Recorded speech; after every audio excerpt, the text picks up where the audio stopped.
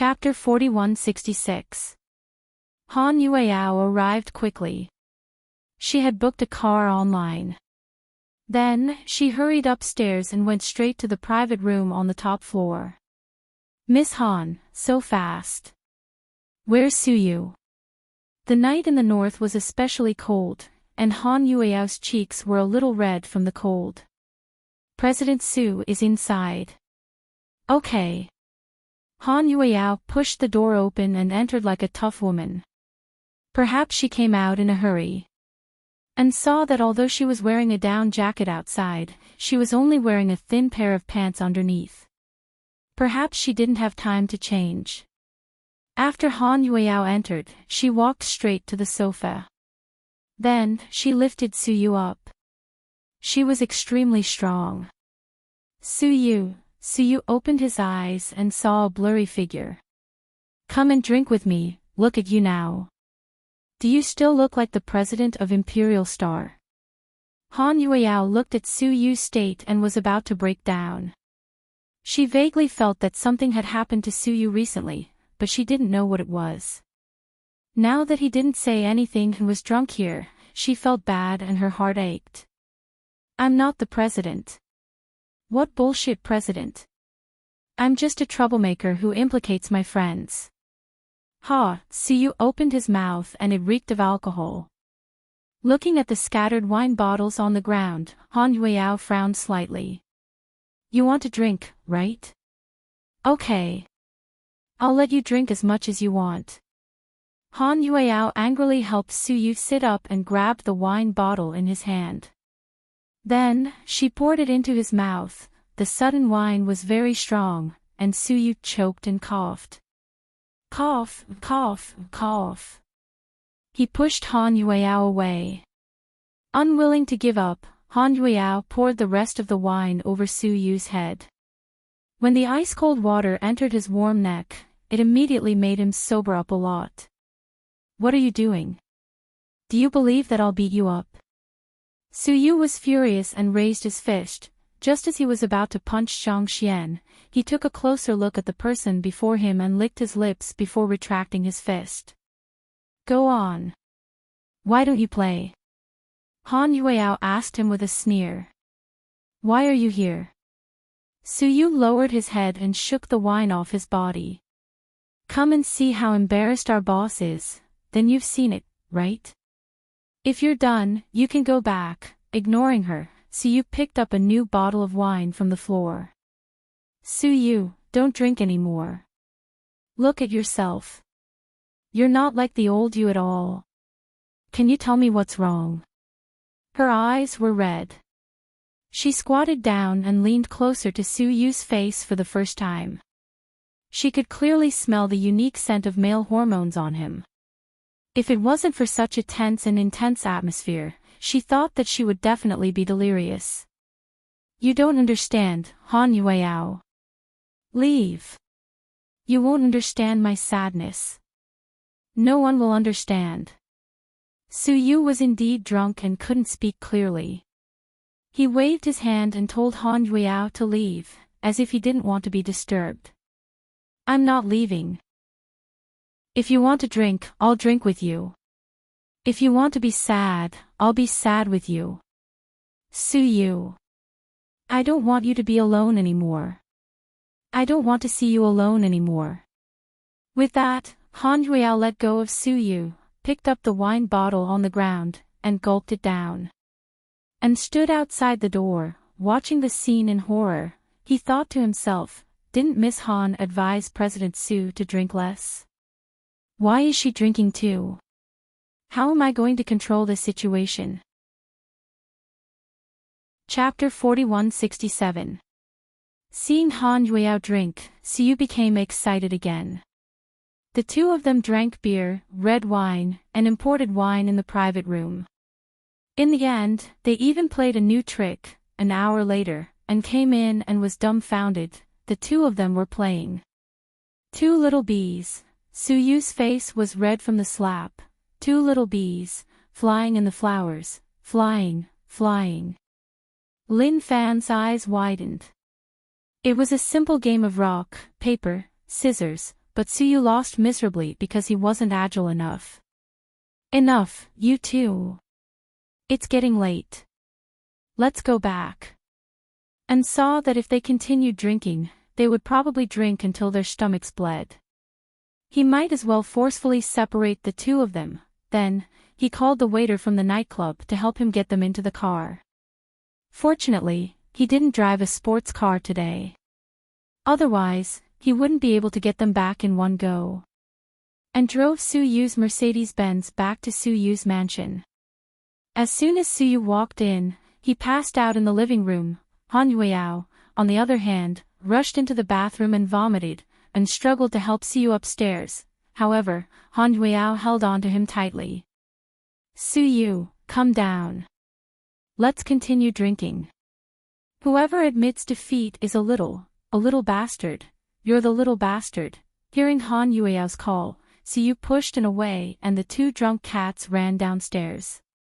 In a daze, Han Yueyao opened the fridge. She took out a lot of cold beer. Oh my god, don't drink anymore. I'm going crazy, and go, make some stir-fry for us. Han Yueyao pointed at him with her tongue in her mouth.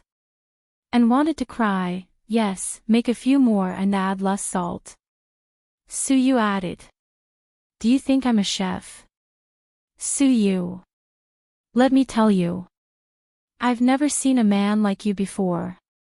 This is the first time I've seen a man like you in my life.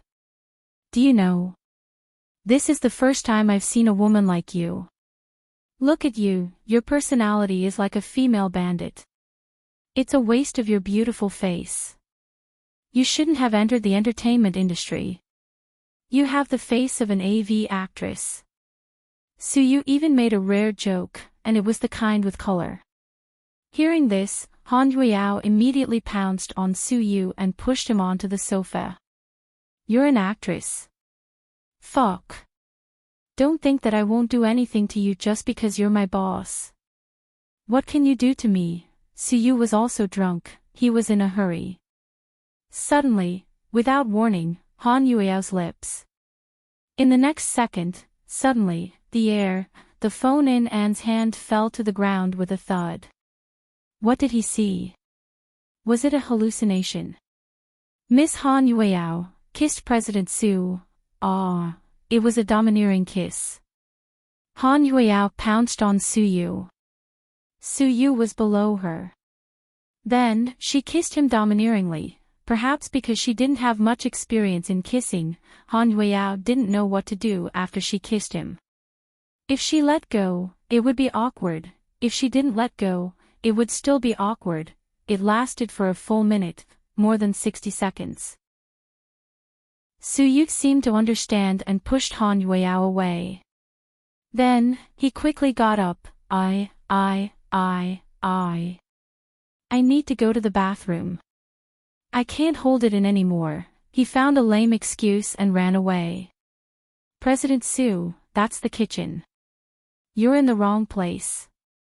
The bathroom is this way. And couldn't stand it anymore and pointed the way for Suyu. Suyu felt even more awkward. The scariest thing was that he suddenly sobered up. Chapter 4168. Perhaps because the kiss was too intense, Han Yueyao seemed to have sobered up a little. She got up from the ground and fell onto the sofa, her cheeks flushed. Suyu went to the bathroom for a full 10 minutes, to avoid embarrassment, and ran back to his room and closed the door. When Suyu came out of the bathroom again, he glanced at Han Yueyao on the sofa. He said awkwardly, I'm going upstairs to sleep. I'm a little dizzy.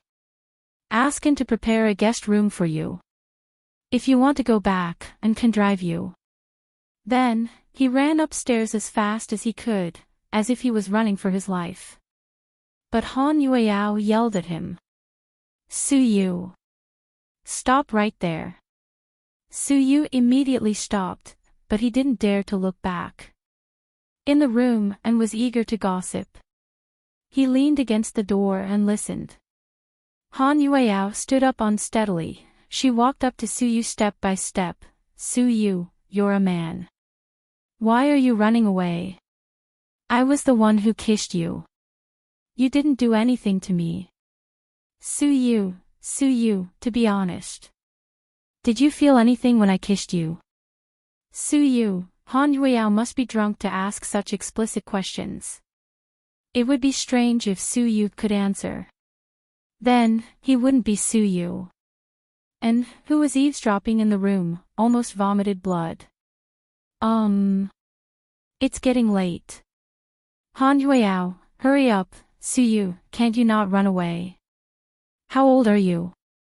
You're almost 30 years old. Most of your life has passed. You're not afraid of anything. Are you afraid of a little girl like me? Han Yueyao didn't want to see Sue's perfunctory attitude. You know you're a little girl. So, Blondie, go to sleep. Stop fooling around. I'm not fooling around, Sue. You know how I feel about you. Han Yueyao blurted out the words in excitement. Sue seemed to have a premonition in his heart. He didn't feel surprised or strange, but the atmosphere once again fell into an incomparably awkward state. Sue. I like him. You can tell, and the whole world can tell, right? But I know that you have no obligation to accept me. Love is a pure thing. It doesn't change just because you're my boss and I'm your subordinate, or because you're a rich man and I'm just an ordinary person. To be honest, I never dreamed that I would fall in love with someone like you one day. A person like me. What's wrong with me? Sue smiled faintly and joked. That's right. I thought I would meet an ordinary person I like, get married, have children, and live a peaceful life. I didn't think I would be so ignorant as to fall in love with an important person. But since I've fallen in love, I will follow my heart. Different from Xingro threw herself at Sue regardless of his feelings. After forcefully kissing Sue, Han Yueyao didn't go up to hug him or offer herself up to him. Instead, she respected Sue's thoughts, she respected her own personality more. Hearing her words, Sue heaved a long sigh of relief. He knew since they had made it clear, he couldn't avoid it. He could only face it head-on. Exhaling deeply, Sue turned his head and looked into Han Yueyao's eyes. At this moment, Han Yueyao was very nervous. She didn't know what Sue would say. Would he reject or accept? Anyway, everything was unknown. Like a child waiting for her teacher to announce her grades, she was anxious, worried, and a little hopeful. Chapter 4169. Han Yueyao, the old Sue, might have been outstanding in your eyes, but he's not anymore. The old Sue is dead. I don't know why you like me. If you want money, I have it. If you want fame, I can give it to you. If you want fame and fortune, I can give it to you. I'm okay with sleeping with you. If you ask me for love, then I'm sorry, I don't have it. You know, the whole world knows, Sue gave all my love to Huamin. Sue said this very seriously. He knew that Han Yueyao would be sad to death after he said it. However, he still had to make some things clear. He couldn't use the excuse of being in a relationship to mislead her and waste her youth. With the cases of Jian Tong and Nialing Xian, Sue didn't dare to flirt with any woman. He was afraid that he would hurt her feelings. Sue would rather Han Yueyao for fame and fortune, money, and other motives. At least he would feel better if he did. However, he knew that a girl as sincere as Han Yueyao wouldn't do it for those extravagant things. Since she dared to confess, she must be moved. However, Sue didn't have love. He really couldn't give Han Yueyao any love. There was nothing he could do. And was at the door and gritted his teeth angrily. President Sue is so silly. Doesn't that mean he missed out on another good girl? Miss Han is really a good person. It seems like the old bachelor is going to stay single. Just when everyone thought that Han Yueyao would be in so much pain that she would cry, she didn't. She didn't. This girl was always so unpredictable. She retracted the red rims of her eyes and the tears that were about to fall, then she smiled. It was a very sweet smile. She looked at Su Yu and said, "So, the world is fair. When you give your heart and soul to someone but don't get a response, God will definitely send someone as silly as you to treat you wholeheartedly. Su Yu, I understand that you're willing to protect Sister Mian for the rest of your life. And I'm willing to protect you for the rest of my life. You're such a good person. You deserve my protection, Han Yueyao, don't do this. You'll regret it." Su Yu was upset. He didn't expect this girl to be so stubborn. "Then let me ask you, have you ever regretted loving Sister Mian for so many years?" "I haven't," Su Yu answered frankly. "So, Su Yu, no matter what you were before, what you are now, and what you'll become in the future, you'll always be in my heart. No matter whether you're good or bad, no matter what great or wrong you've done, you'll always be Su Yu, the outstanding man I love. I don't need you to agree to date me. I just need you to be friends with me, just like you are with Sister Mian. Let me be by your side, watch you be happy, and protect you. That's all. Han Yueyao, you can't do this. You'll get married in the future. Don't do stupid things to delay yourself. Will you give up on Sister Mian and marry someone else in the future?" Han Yueyao asked Su Yu another difficult question. Chapter 4170. Hearing Han Yueyao's question, Su Yu fell silent again. Yes, could he let go of Mian and marry another woman? To be honest, he hadn't thought about this question himself. He just wanted to live one day at a time, but in the blink of an eye, 4 years had passed. In the past 4 years, Su Yu had been jokingly called a forever single dog by his friends. He seemed to have gotten used to it. So, when Han Yueyao asked him if he would get married in the future, he really didn't know how to answer. Say yes. He wasn't sure. Say no. He wasn't sure either. There were too many uncertainties. If you think it's hard to answer, you don't have to. Anyway, this question isn't important to me. But don't say that you're holding me back or that I'll get married in the future because my answer is the same as yours. Although I don't dare to say that I won't get married for the rest of my life for you, at least not now. I'll follow my heart. If one day, I let go of you, then I'll openly fall in love, get married, and have children. Maybe then I'll ask you for a big red packet." Han Yueyao smiled brightly. Hearing the girl's heartfelt words, Su Yu didn't know what to feel. He could only say that he was touched and heartbroken. He felt heartbroken because there seemed to be another idiot in the world who was as infatuated as him. He was touched that there were girls who were willing to give their hearts to someone like him without asking for anything in return. She didn't force him to marry her, date him, or reciprocate. She was only willing to like him silently. This kind of thing was easy to say but difficult to do. During this period, Su Yu had a certain understanding of Han Yueyao and knew that she wasn't the kind of person who only knew how to sweet talk. Therefore, what she said was more authoritative. "Okay, I've said what I wanted to say. President Su, rest early. Tomorrow is a new day. Let's work hard and live every day." Then, Han Yueyao turned and walked downstairs to the living room. "And, are you asleep?" "Ah, no, no." Hearing Han Yueyao call him, and immediately ran out. "Can I trouble you to take me home?" "Ha. I'm not used to being in an unfamiliar environment. I like the small bed in my staff dormitory." "Sure. Can we leave now?" "All right, let's go." Han Yueyao walked ahead of him. When she reached the door, she looked back and smiled sweetly at him. "Good night, President Su. Sweet dreams." This lass is really, Siyu felt a headache coming on. Seeing her leave, he felt relieved. If this girl stayed tonight, he would feel uncomfortable.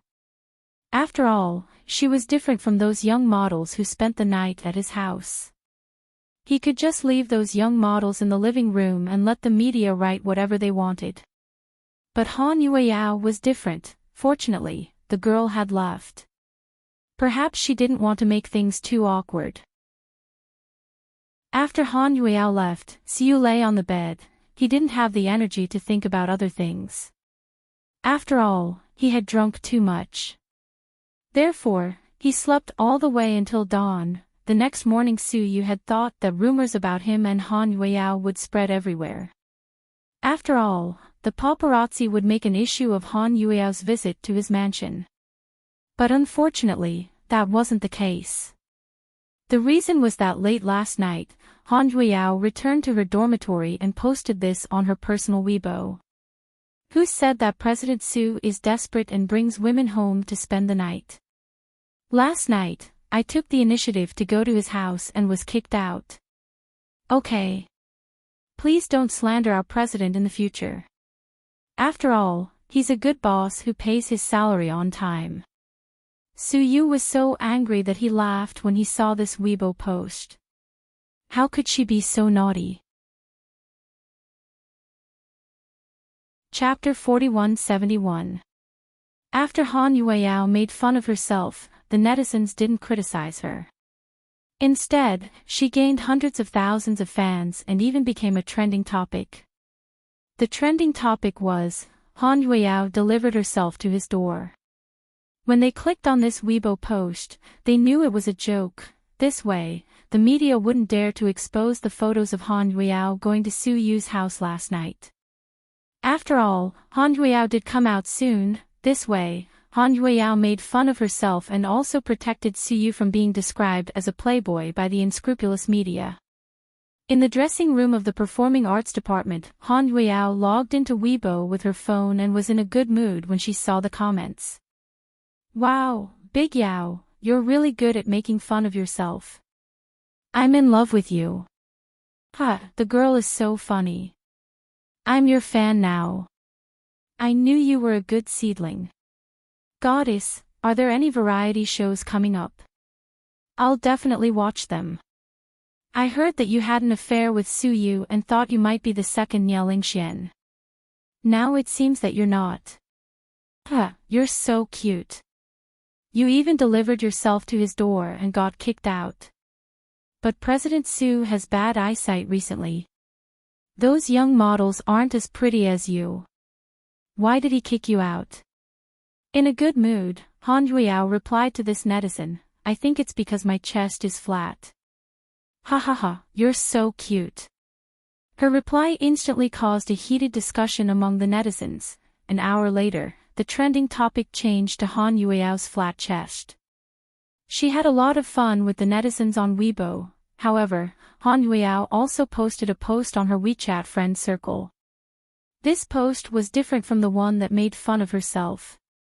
She wrote, what this world doesn't lack the most is beautiful women everywhere, rich people everywhere, promiscuous playboys everywhere, tricks everywhere, and so-called love that has overflowed to the extreme everywhere. The only thing missing was the sense of responsibility, sense of security, loyalty, as well as the unrepentant determination that shouldn't be missing in love. Han Yueyao didn't have many friends on her WeChat friend circle, therefore, these words came from the bottom of his heart. When Siyu saw it, he wanted to like it but was afraid that the little girl would think too much, so he pretended not to see it. Su Xiaoxiao gave a like and commented, oh, someone's heart is about to move. I wish you success. The revolution hasn't succeeded yet. Warriors still need to work hard, Han Yueyao replied to Su Xiaoxiao. Siyu also saw it clearly. When Huamin woke up in the morning and saw this message, the corner of his mouth curled up into a cold smile. A filthy woman from the entertainment industry wants to get her hands on Siyu, in your dreams. Layla was not Huamin. Of course, she would not have any feelings for this little girl. So he deliberately left a comment below and asked, Yao Yao, are you talking about Yuan Bo? You two are really a perfect match. Sister Mian, it's not him.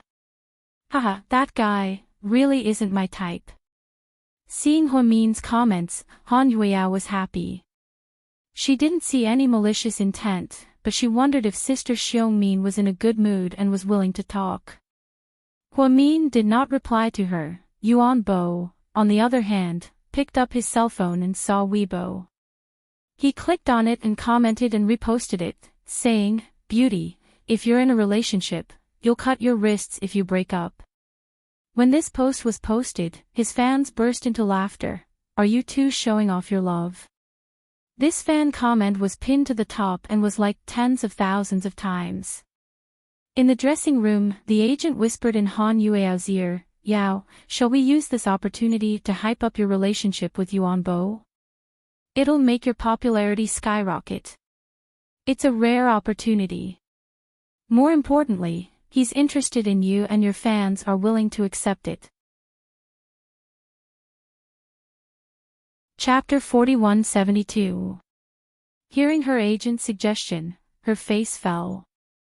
Sis, you know me. I don't want to take advantage of other people's popularity. But I think Yuan Bo is really interested in you. He's not trying to make things up for nothing. What are you afraid of? It's because he's sincere that I can't take advantage of him. It's shameless to trample on other people's sincerity. I'd rather not be famous than be shameless. She rarely lost her temper with her agent or assistant. She didn't mind working a little harder. But when it came to principles, Han Yueyao didn't show any mercy. Her agent was embarrassed. It's okay. Don't do it. I'm just giving you a suggestion. Her agent tried to smooth things over with a smile. Suyu finished his work in the morning and was going to have a quick lunch in the employee cafeteria. But he received a WeChat message from Qin Chu. Do you want to have lunch together? Suyu wondered if it was really Qin Chu's tone. Why did it sound like he was going on a date with him? You're Qin Chu, right? Did someone hack your WeChat message? Suyu typed a reply. Qin Chu, do you want to say something to me? Suyu wasn't sure and was afraid it was a prank. But judging from his profile picture and WeChat moments, he knew it was Qin Chu. But why did he sound like, it's me? 3 seconds later, Qin Chu sent a voice message. It was only 1 second with 2 words, and it was extremely clean and concise. Now Suyu was no longer suspicious. He immediately asked, okay. Where do you want to eat? Anywhere. Suyu, do you want to eat Hunan cuisine? Suyu asked tentatively. Okay.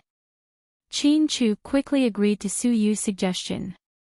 After all, meeting was the most important thing, eating was second. After all, the 2 men weren't close and wouldn't eat just for the sake of eating. Suyu sat down in the staff cafeteria. After making a reservation on WeChat, he stood up and walked out again. They bumped into Han Yueyao, who came to eat. President Su, are you here for dinner? Han Yueyao wasn't embarrassed at all and spoke in a formal tone. Ah, right. Seeing that Suyu was about to leave, Han Yueyao hurriedly made way for him. From the outside, the relationship between the 2 of them was very normal and not strange at all. On the other hand, An felt awkward looking at the 2 of them.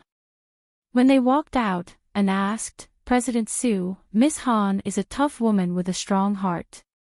Agreed. Suyu nodded while playing with his car keys.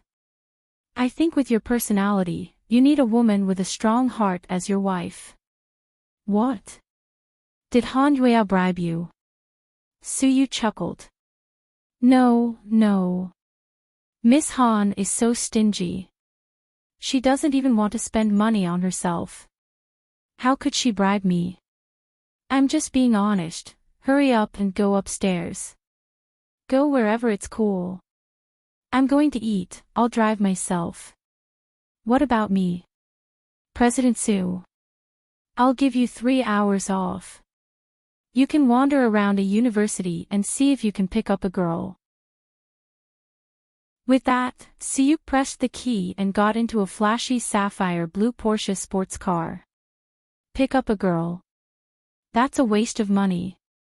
Forget it, forget it. I'd rather miss my goddess Lu Yen. And shook his head. The famous Hunan cuisine restaurant in the city. When Suyu arrived, he saw Qin Chu's car. President Su, President Qin is here. He's waiting for you in room 8 upstairs, the restaurant manager said respectfully. Suyu nodded slightly and went upstairs. Chapter 4173. The private room upstairs in the Hunan restaurant was very exquisite. Qin Chu arrived a few minutes early and was in room 8. When Suyu went upstairs, he was actually feeling nervous. After all, he had taken the initiative to talk to Qin Chu before, but he was rejected. Now, he was looking for him again. Was he in the mood to criticize him? Was he scolding him for the lost child? Or was it because he had paid for Huamin and bought so many things? Suyu's heart was in a mess. To be honest, after returning from Yunnan this time, he felt that the atmosphere was strange. He couldn't tell exactly what was strange. He only knew that there was always an indescribable feeling. It was very strange. When Suyu entered the door, he saw Qin Chu making tea with his head lowered. You're here. Emichim, sit down. Okay. You order. Please note that Qin Chu's words were not a question, but a statement.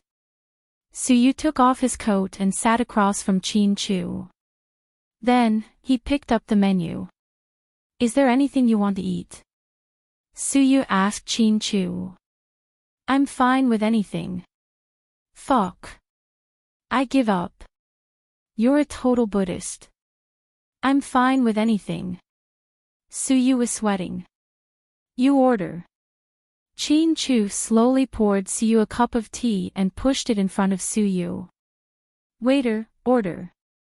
Suyu didn't stand on ceremony. Seeing that Qin Chu said he was fine with anything, he decided to order a few things that he liked. Everyone who came to the Hunan restaurant knew that spicy food was the best. Just like Sichuan cuisine, chili was the most famous. The waiter came in respectfully with an ordering device in his hand. President Su, please tell me. I'll take note of it for you. Steamed fish head with diced hot red peppers, home-style tofu, Hunan-style stir-fry, sautéed bacon with dried tofu, spicy lotus root slices, Hunan tuja fish. Suyu ordered 6 dishes in one go. President Su, we're almost done. We have a lot of dishes here. It's enough for you and President Qin. We've already ordered 6 dishes. The waiter kindly reminded him. Suyu nodded and closed the menu. Make us another soup. Westlake beef soup.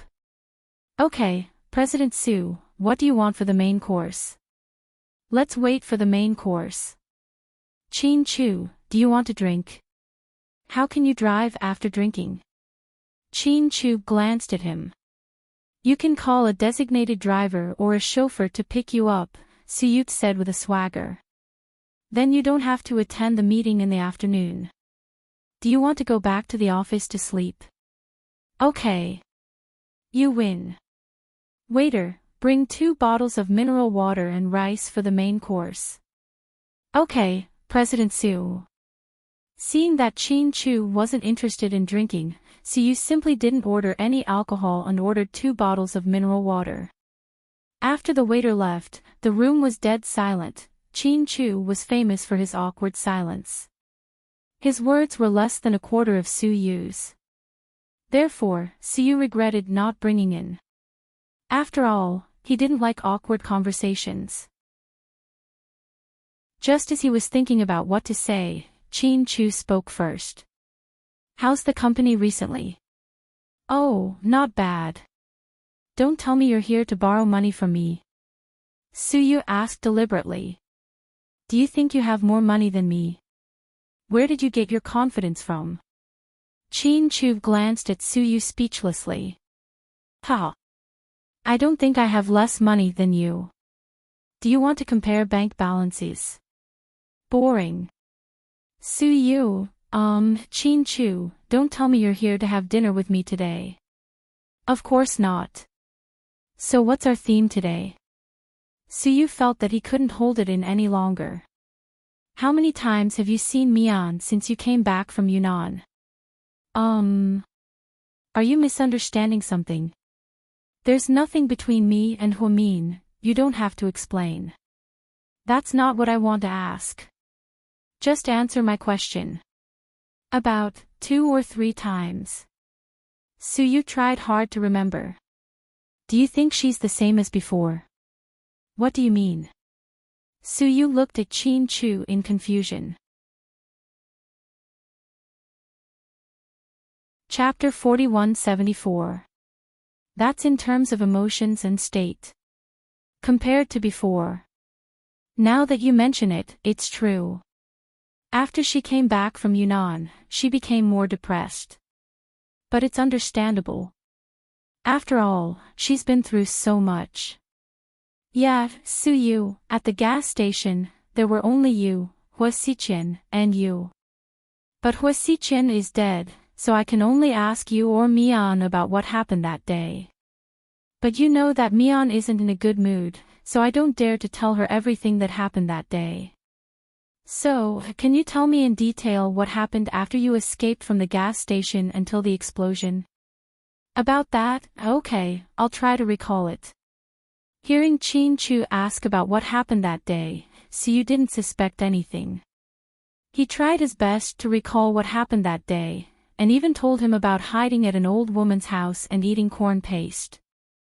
Chin-Chu listened quietly without batting an eyelid. Then the explosion happened. When we woke up, we were in the hospital. That's what happened. Emichim, I understand. What's wrong? Do you have any new clues? Suyu asked Chin-Chu, feeling like he had something else to say. No, I'm just asking. Let's eat. Okay. After you came back, did Mian mention that she was going to bring the old woman and the little girl here? If you didn't mention it, I would have forgotten. We did make a promise back then. Mian seemed to want to thank them properly, but I forgot about it after I came back. No, I'll get someone to do it right now. No, leave it to me. I'll do it. Chin-Chu took the initiative to take over. This isn't a good idea. It's fine. After all, I'm doing it for Mian. It'll solve her problem. Okay. So you didn't suspect anything and thought that Chin-Chu made sense. Then, the waiter served the dishes, and the 2 men ate slowly. Chin-Chu confirmed one thing from Suyu's words. That was, the woman with the golden mask was present at the time of the explosion. Among the remains found, besides being compared to Hua Xiqian, the others were also tested. At that time, Chin-Chu remembered very clearly that the police in Yunnan told him that they were all male corpses. In other words, the body of the woman with the golden mask wasn't among them. Then there was a big explosion. Suyu emphasized that Hua Xiqian was so close to the woman with the golden mask. But that woman had disappeared for no reason. And she escaped the explosion. How was that possible? So, this woman, could it be that woman? The more Chin-Chu thought about it, the more terrified he became. If the woman in his house was really the woman with the golden mask, then, she must be very capable. After all, she could easily avoid the explosion and bribe the doctors in the hospital in a short period of time. Not only did she have a babies, but she also made it seem like she was pregnant. This was a really big move. The more Chin-Chu thought about it, the less he was in the mood to eat. He barely ate a bowl of rice, but Suyu had a good appetite. Chin-Chu, I heard from Mion that you two aren't on good terms recently. She even told you that. You can't blame her. She felt wronged and complained to me. I think you've been together for so many years, you know best what kind of person she is. You shouldn't misunderstand her. You'd rather misunderstand me and think that I have bad intentions than misunderstand Mion. I've been with Mion since high school. I know my wife better than anyone else, Chin-Chu said word by word. Chapter 4175. That's why you shouldn't treat her like that. She even talked about divorce. How serious do you think it is? Suyu tried to persuade Chin-Chu out of kindness, hoping that they could talk things out. Divorce? Huh, did she tell you that? Chin-Chu sneered. Of course she didn't mean it. Maybe you pissed her off, I think, Suyu explained. I think so. You're a man. Regardless of whether she's right or wrong, I think you should apologize to her. Mion hasn't had it easy all these years. Let me say something, but don't think I'm being nosy. Mion raised the twins by herself and helped you manage GK while taking care of the kids for more than 3 years. It was really hard. Although Tang Chuan, Xiao Wei, and I took care of her, we couldn't really help her with the details. She still had to rely on herself. It's not her fault that the kids are gone. As I said, it's my fault. It was because she saved me, so I hope you won't take it out on her. I won't take it out on you. Mion saved you because she discussed it with me. I won't dwell on it. Then why is your relationship so strained recently? Maybe it's because Mion's been very fragile recently. I'll talk to her when I have time. Yeah, I think so too. Why can't you talk things out with her? Okay. Chin-Chu's attitude was very good. He nodded no matter what Suyu said. After dinner, Chin-Chu left first. Before he left, he didn't forget to remind Mion, don't forget to pay the bill. Ha! Didn't you treat me? Suyu froze. Didn't you just say that you think you're richer than me? So, I'm giving you a chance. Damn. Chin-Chu, you evil capitalist. Suyu didn't know whether to laugh or cry. Who would have thought that the president of GK would go back on his word? Suyu, on the other hand, was in a good mood because Chin-Chu's actions proved that they had a good relationship. They didn't hate each other and trusted each other. After all, they were in the mood to joke around. Waiter, the bill. President Su, the total is 680 yuan. Here. Suyu took out a few $100 bills and handed them over. Then, he took out his phone from the private room and posted it on his WeChat moments. Everyone, come and watch.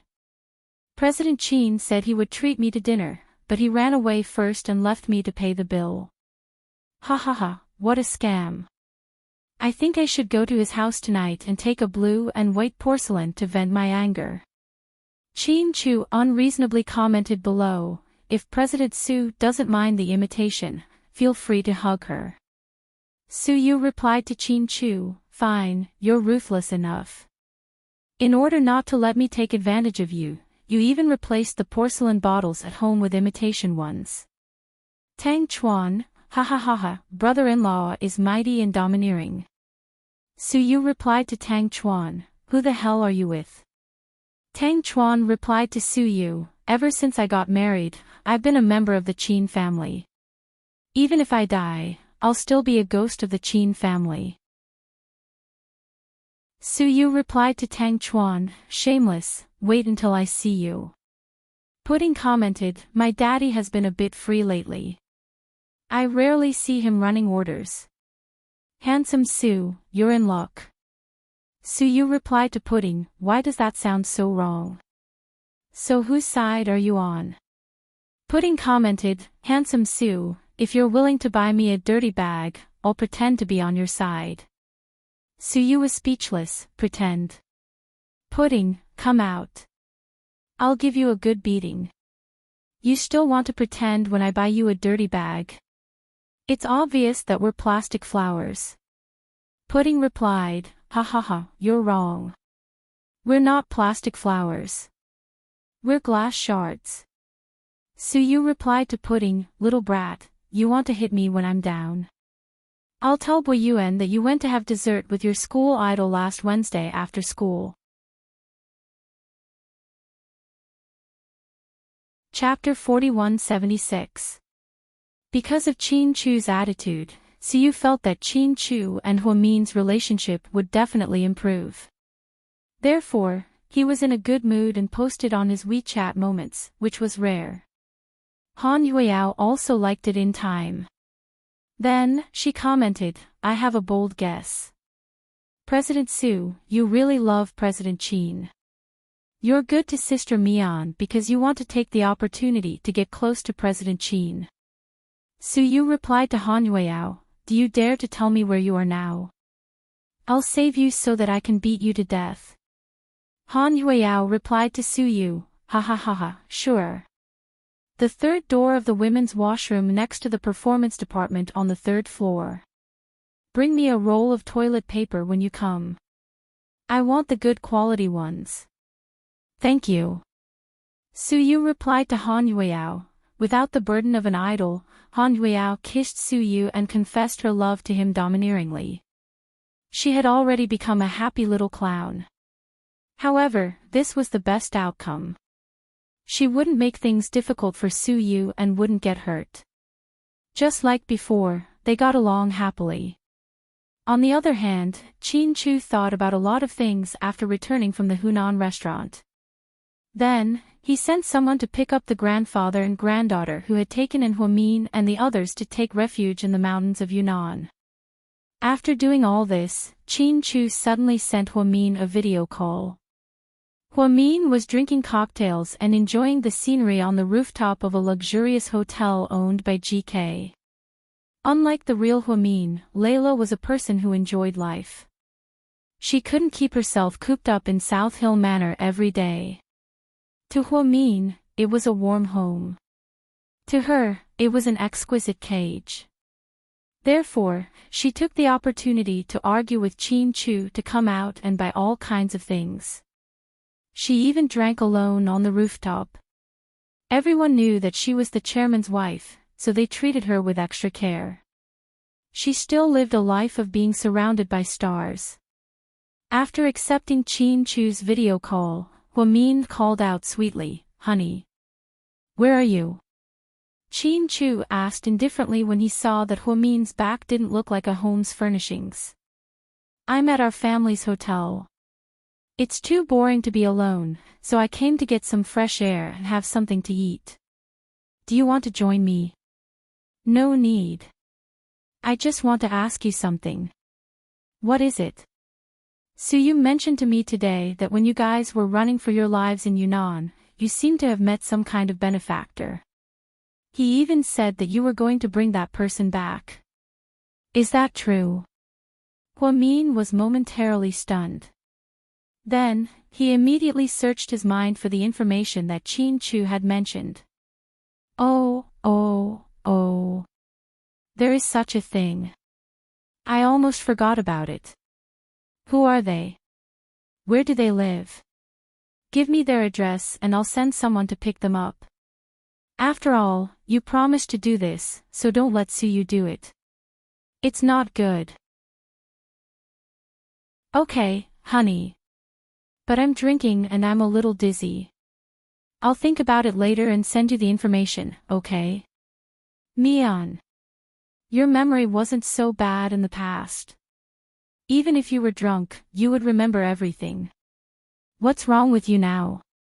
Qin Chu stared at her with a sharp gaze. Layla felt very guilty. Then, she said coquettishly, honey, maybe it's because I was too shocked this time. Maybe it's because of the explosion. Alright, tell me when you remember. That's all. With that, Chin Chu hung up the phone. He knew that this would be the outcome. After Su Yu mentioned this matter, he was even more certain that if it was the real Mian, she would never forget such a big thing. Hua Mian was someone who knew how to be grateful. Therefore, this fake Hua Min was starting to give herself away. How long would it take to reveal her true colors? Chin Chu began to look forward to it. He had to tear off this woman's disgusting disguise. Chapter 4177. After hanging up the phone, Layla felt that something was wrong. Logically speaking, Chin Chu liked Hua Min very much. She had read a lot of information about them. She also shared a lot of common memories with Hua Min. However, Chin Chu didn't look like a man who loved her deeply at all.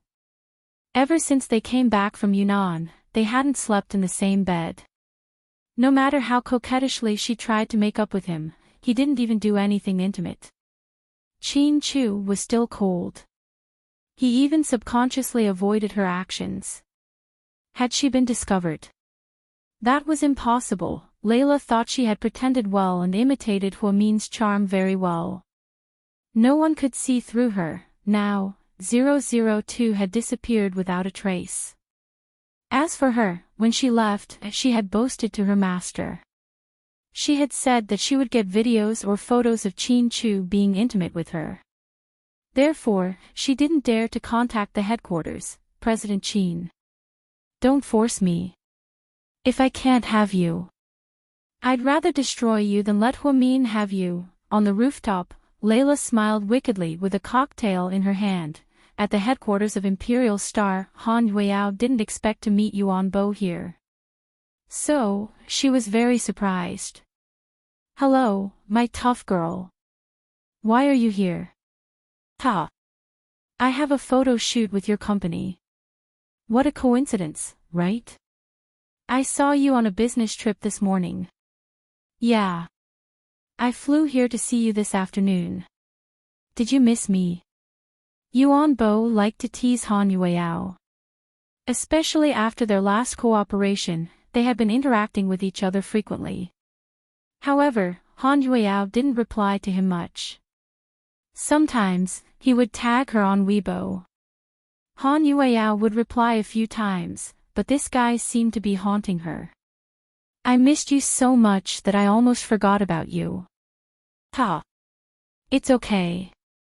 I'll try to visit you every week. That way, you won't forget me.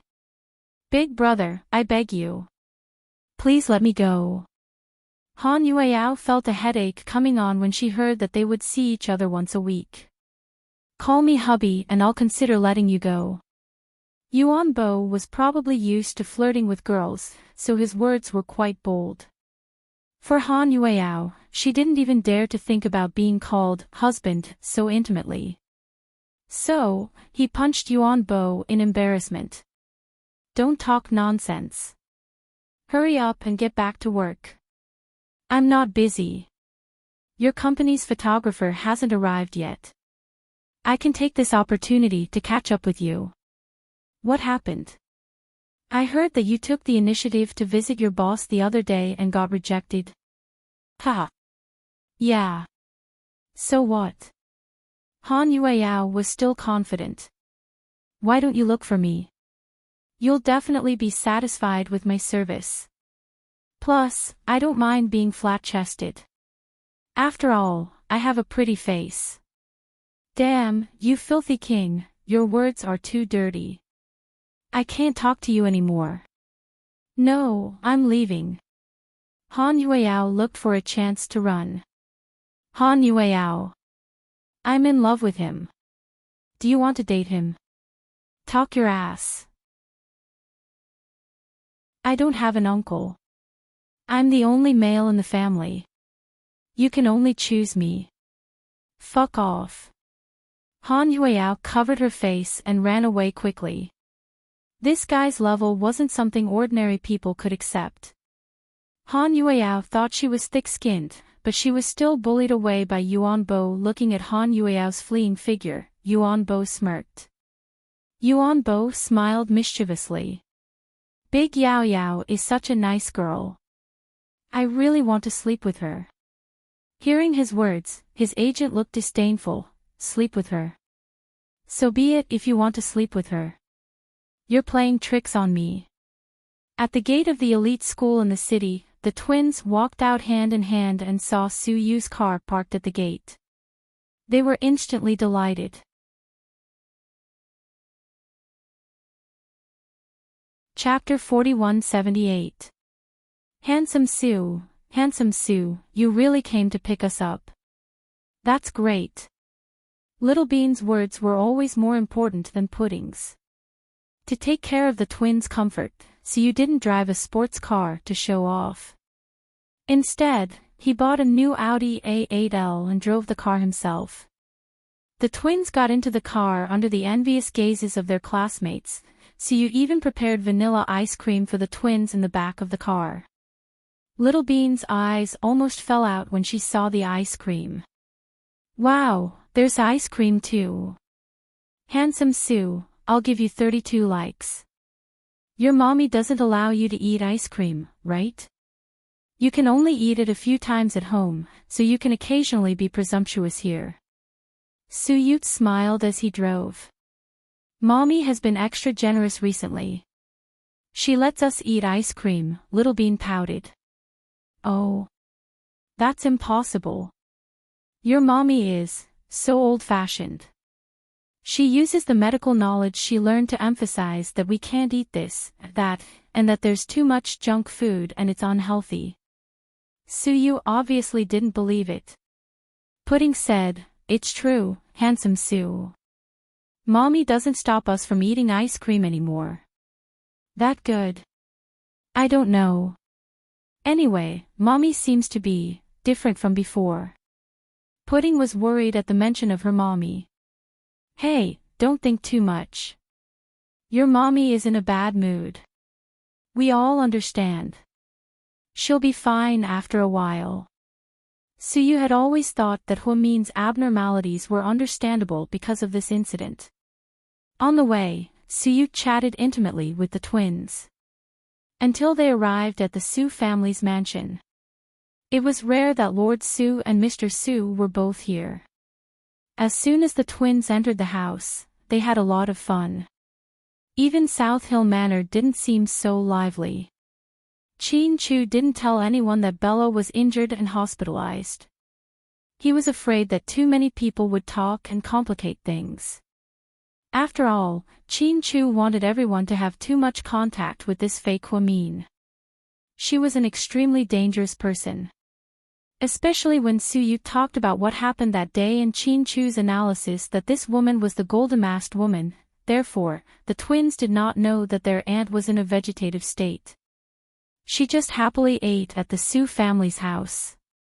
During the banquet, Lady Su pulled her son aside. I want to talk to you about something.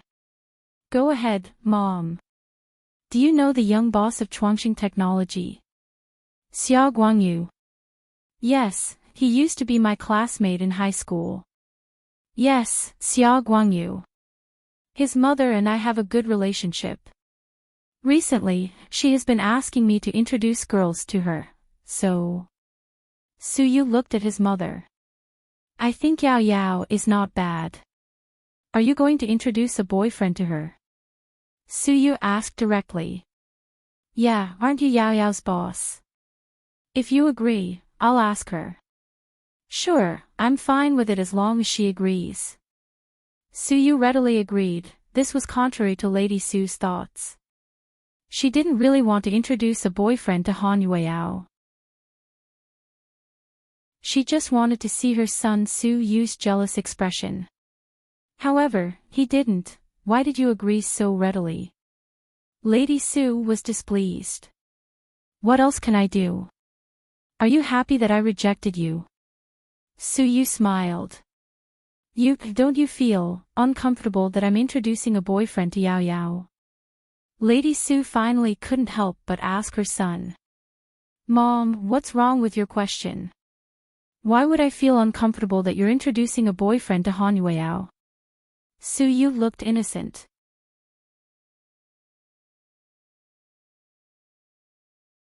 Chapter 4179. Forget it. Just pretend I didn't ask you anything. Obviously, Lady Su was angry and turned to leave.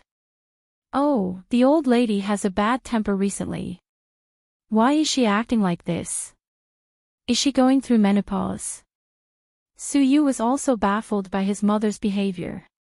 To be honest, Suyu didn't think there was anything wrong with introducing a boyfriend to Han Yueyao. Maybe everyone had overestimated Han Yueyao's position in Suyu's heart. After all, falling in love with someone wasn't something that could happen overnight. Loving Huamin forever had become an inexplicable habit for Suyu. Therefore, he subconsciously rejected the idea of someone else replacing Huamin in his heart. Even a good girl like Han Yueyao couldn't steal Huamin from his heart so quickly. After dinner, the twins played for a while and Suyu saw Little Bean was sleepy. So, he walked the two kids home. Before she left, Mrs. Su still didn't give up and asked her son. Aren't you jealous at all? No. Let me tell you, there aren't many good girls like Yao nowadays. Don't regret it when you lose her. You won't get another chance like her. Suyu, after the unpleasant conversation with his mother, Suyu walked out. Little Bean got into the car first and kept sending voice messages to Gao Buiyuan. What are Little Bean and Buiyuan talking about? They're so excited. Oh, they're addicted to a game that tests IQ. They compete against each other with experience points. If they lose, they'll get red packets. Ha! I didn't know such a game existed. Why don't you play it? Suyu looked at Pudding in puzzlement. Because I have no opponents, Pudding replied in a domineering tone. Suyu gave her a thumbs up. I, Pudding, am domineering. Ha! You must be lonely without opponents. Do you want me to play around with you? No, you might as well send me a red packet. It's a waste of time. By the way, I might not lose. Suyu wasn't convinced. But you definitely won't win. Don't mess around. When I was in school, I was also a straight-A student. Later, your Lord Su made me join the army, so I gave up my studies. But you're still no match for me, Pudding explained to Suyu helplessly.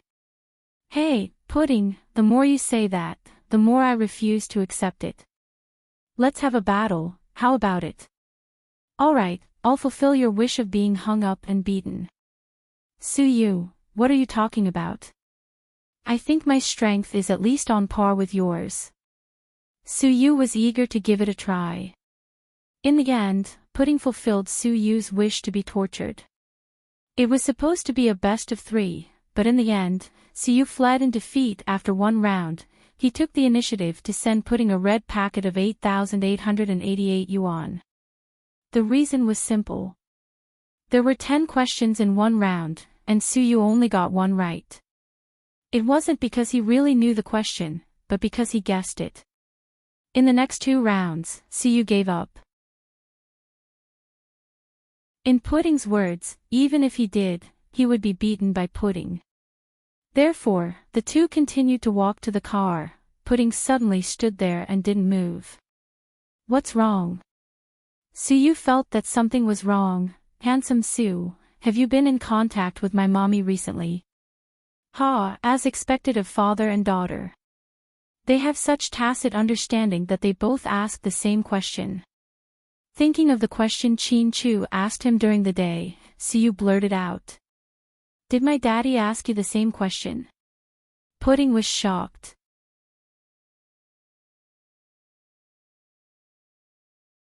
Chapter 4180. Yeah, your dad asked me when we were having lunch today. Suyu didn't seem to know what was going on at all. Oh. Pudding nodded thoughtfully. What's wrong? What's wrong with your mommy? Nothing, I just feel like mommy isn't very happy. Pudding decided not to tell Suyu about it. After all, she didn't understand it yet. However, from what Siyu said, did her daddy notice it? Pudding felt her little heart pounding. Of course she's unhappy. Your mommy has just gone through such a big thing. You guys should be more tolerant and treat her like a child. Siyu felt that no matter how pretentious Huamin was, it was reasonable. With Huamin's current mood and state, even if she did something overboard, she could be forgiven. After all, she had suffered so much and even lost a child.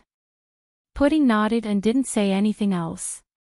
She got into the car. Siyu drove the twins back to South Hill Manor. He wanted to leave immediately. When they arrived at the door, Siyu didn't go in. However, he saw Huamin walk out from afar. Huamian took the initiative to walk out again, wearing very thin clothes. She was only wearing a beige windbreaker, and she looked delicate and lovely. You guys go in first. I want to talk to Uncle Su, Huamin said. Okay, Mommy. Pudding glanced at her mommy warily and then looked at Siyu. She sent a WeChat message to her daddy. Daddy, we're back from dinner at Grandma Su's house. Don't worry. Uncle Su drove us back. We're home now, but Mommy seems to have something to talk to Uncle Su about. They're at the door. Pudding's WeChat message was definitely a lot of information. Chin Chu immediately understood what he meant. Pudding was rarely so nosy in the past, nor would she voluntarily report her whereabouts.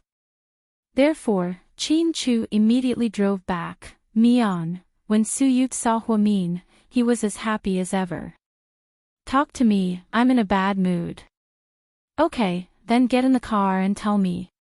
It's too cold outside. Siyu quickly opened the car door, and Huamin got in. Chin Chu's mother saw Suyu's car parked outside. She saw the two children walk in and Huamin walk out. At first, he didn't think too much about it. However, after thinking about it, he felt that he still had to complain. His father. What's wrong? Mr. Chin raised his head. Mian seems to be seeing Siyu a lot lately. Isn't that normal? They are very good friends. Mr. Chin didn't think that there was anything wrong. But what can't they say on the phone or WeChat? It's so cold, I saw Mian put on a windbreaker and run out. Her car is parked at the entrance of our neighborhood. They should be in the car. Mama Chin sounded a little unhappy. She seemed to think that this wasn't something Huamin should do. You're thinking too much. It's in front of our house. Doesn't that mean that there's nothing going on between them? Don't think too much. Mian doesn't have it easy. Chu and her have been in a bad situation recently. As parents, we have to protect them and not destroy them. I'm not destroying them. I'm just complaining to you. I think that Mian is such a sensible child and shouldn't do something so impolite. Chin Chu's mother felt a little uncomfortable. Last time, she saw Huamin talking to Siyu at the door. This was the second time. Especially when she saw Huamin rush out when he heard that Siyu was at the door. It made her feel vaguely uneasy. Don't tell Chu when he comes back, Mr. Chin warned Mama Chin.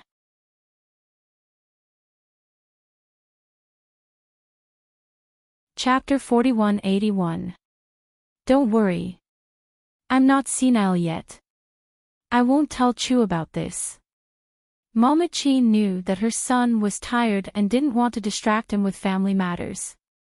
Then, Mama Chin still didn't give up. She stood at the window of the living room and looked out. In fact, at such a distance, she couldn't see anything other than Suyu's car. Inside the Audi A8L, Siyu deliberately turned up the heater in the car so that Huamin, who was wearing thin clothes, would be warmer. Siyu, you met with Chin, my husband today? Huamin pretended to ask casually. Yeah, we had lunch together. Didn't you see it on WeChat moments? Suyu was still wondering why Huamin asked when he already knew the answer. Did he invite you? Yeah. Then this guy ran away and didn't pay the bill. He cheated me. Suyu laughed. Then, did Qin Chu say anything to you? Huamin asked. No, we were just chatting. He's always been a man of few words. Don't mention how awkward it was for us. If I had known, I would have brought Master in. Suyu complained about Qin Chu. That shouldn't be. With my husband's personality, he must have something to ask you if he took the initiative to have lunch with you. Huamin obviously didn't believe him. Oh, right. I remember that matter. It's about when we were going to pick up our savior. I told Qin Chu about it and Qin Chu said he would handle it. Other than that, did he say anything else to you? No. What's wrong? Did something happen between you two again? Oh, no. I'm just curious. Seeing that Suyu was a little suspicious, Huamin didn't ask further. Suyu didn't say anything. He didn't think it was strange that Qin Chu asked him to have a meal. On the contrary, he felt that Qin Chu was looking for him to ease the tension between them and make things less awkward. Therefore, he did not mention to Huamin that Qin Chu had asked him about the explosion that day. The two of them were chatting. Qin Chu's Bentley came back. He parked it directly beside Suyu's car. Then, he got off the car. Qin Chu is back. It was clear from the rearview mirror that Suyu stood up, opened the door, and walked out. Huamin also got out of the car with an ugly expression on his face. What are you talking about? Qin Chu looked at the two of them and asked casually, without any emotion. Talking about how to elope with Suyu. Huamin joked. Suyu was shocked. He felt that Huamin's joke was a little too much. Ahem. Dr. Hua, I can't take the blame for this. Kidnapping someone's wife is a big taboo. If people expose it on Weibo, I'll be hammered to death. So, please don't joke like this. Why are you so nervous? I'm just teasing my husband. Huamin looked at Qin Chu and smiled. Mian, you've been letting yourself go lately. You're becoming less and less like yourself. Do you like me like this? Huamin stared at Qin Chu with a smile in his eyes. Do you want to hear the truth? Qin Chu's lips curled up coldly. Of course. Huamin didn't know if he was acting coquettishly or provocatively. Anyway, Suyu, an outsider, felt that the atmosphere was a little strange and awkward. The truth is, I really don't like you like this. Qin Chu didn't give him face and replied directly. Huamin's expression changed slightly upon hearing this. It seemed that he didn't expect Qin Chu to be so merciless. Ahem. Why don't you two go home and joke around? I have something to do, so I won't disturb you. I'm leaving now.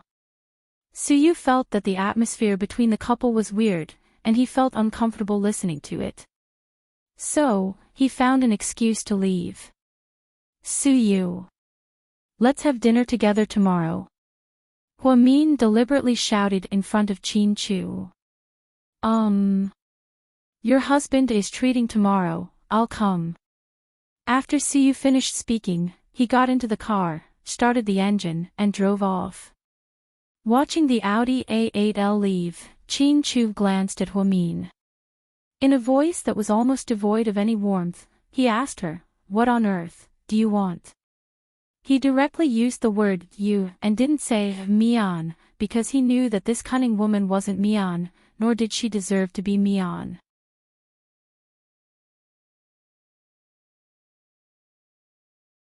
Chapter 4182. Honey, what's wrong? Are you jealous?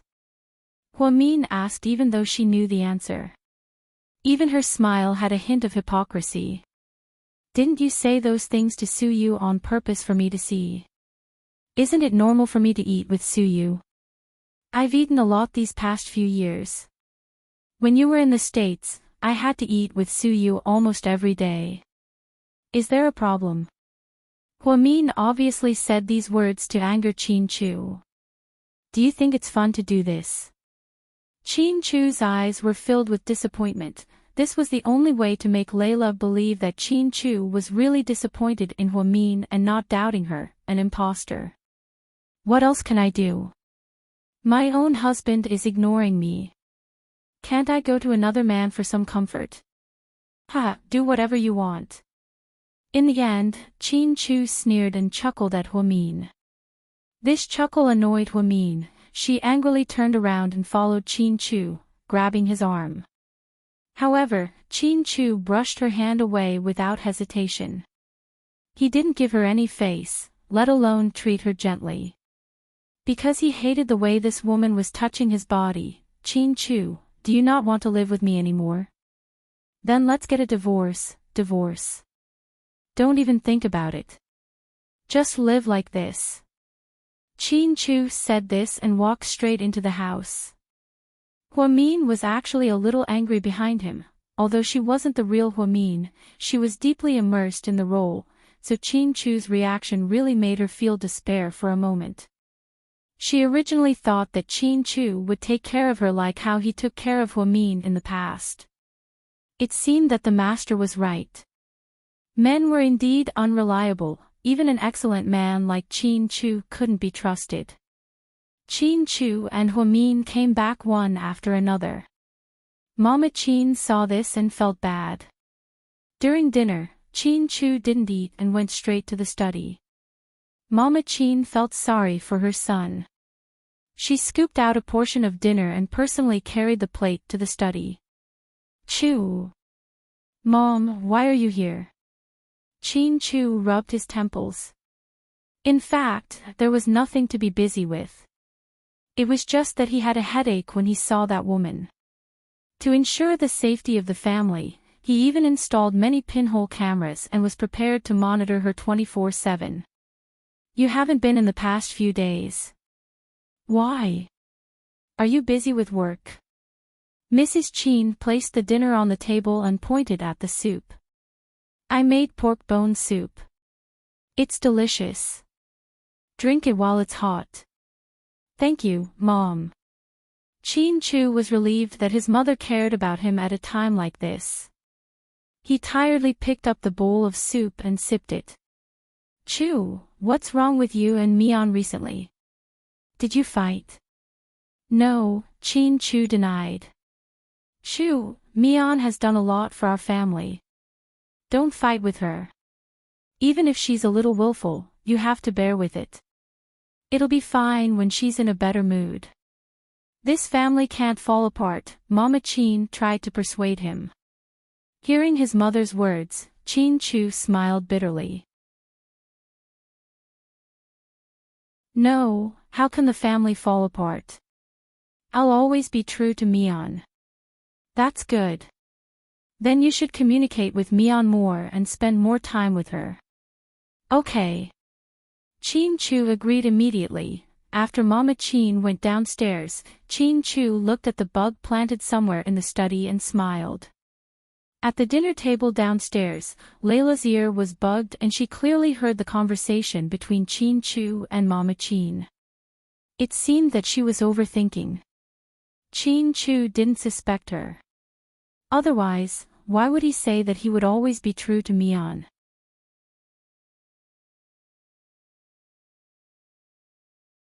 Chapter 4183. Unfortunately, Qin Chu was telling the truth, but he was only saying it to Mian.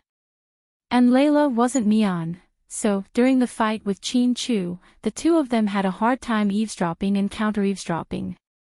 At the dinner table, Little Bean looked at her mommy. Mommy. Did you and Daddy fight? No, baby. Why do you ask? Huamin looked at Little Bean with a smile. I feel like Daddy isn't eating at the table anymore. Grandma has to bring him food. What's wrong with you two? It's nothing. Your daddy is too busy. Hua-min didn't say much. Little Bean was innocent. Seeing that her mommy didn't say anything, she didn't ask. However, Little Bean felt that her mommy's smile was a little fake, especially when she smiled gently and kindly. In fact, if one looked closely at those micro-expressions, they were very unnatural. There was even a hint of strangeness in them. Little Bean lowered her head silently and ate in silence. She didn't participate in the conversation. Little Bean, how are you doing in the stock market recently? Pretty good, Little Bean answered Hua-min. I heard that the Hua-Sichin Corporation's mess has been saved by you. Unfortunately, Hua-Sichin is dead. Otherwise, if he saw it, he wouldn't know how ashamed he would be. He's not even as good as a child, perhaps he was too proud, but his tone really didn't sound like Hua-min. With Hua-min's personality, he would never say such exaggerated words. Little Bean couldn't help but look at her mommy. Mommy, although Hua-Sichin is a big bad guy, he died to save mommy and handsome Sue. As the saying goes, the dead are the most important. Let's not talk about this person anymore. Hee hee. Baby, you're right. Let's not talk about this big bad guy. Hearing Little Bean's words, Hua-min didn't say anything else. They didn't have a good time at dinner. Everyone knew that the atmosphere at home was different, so after dinner, the twins played with their grandparents in the living room. Hua-min knew that Chin Chu didn't want to see her now, so she didn't go to the study to pick a fight. Instead, he leaned on the wide bed and played with WeChat. The next day after Chin Chu went to work, Hua-min went straight to the headquarters of Imperial Star. When Hua-min came to Suyu, Han Yueyao was joking with Suyu in the office. They were laughing happily when Hua-min pushed the door open and walked in, startling Han Yueyao. Sister Mian, Han Yueyao greeted him immediately. What are you talking about? Hua-min looked at her with complicated emotions in his eyes. I'm just reporting to President Su about my schedule for the next week. Oh, Mian, why are you here? To be honest, Suyu wasn't used to seeing Hua-min so often. After all, Hua-min was a busy man who was either at the hospital or at home. If Suyu wanted to meet her, he had to find an excuse first. What? Can't I come to see you? Hua-min asked Suyu. Of course not. What are you talking about? Suyu chuckled. I missed you, so I came to see you, Hua-min said directly. His words made Han Yueyao and Suyu's expressions change subtly. Hua-min didn't seem like someone who would say something so straightforward. Therefore, when she said, I miss you, it was really complicated. Han Yueyao couldn't figure out Hua-min's thoughts. What was his purpose? Suyu was dumbfounded and didn't know what to say. Ahem. Dr. Hua, stop it. I'm not used to your words. Suyu coughed awkwardly. What? You don't want to see me? If you don't, I'll leave now.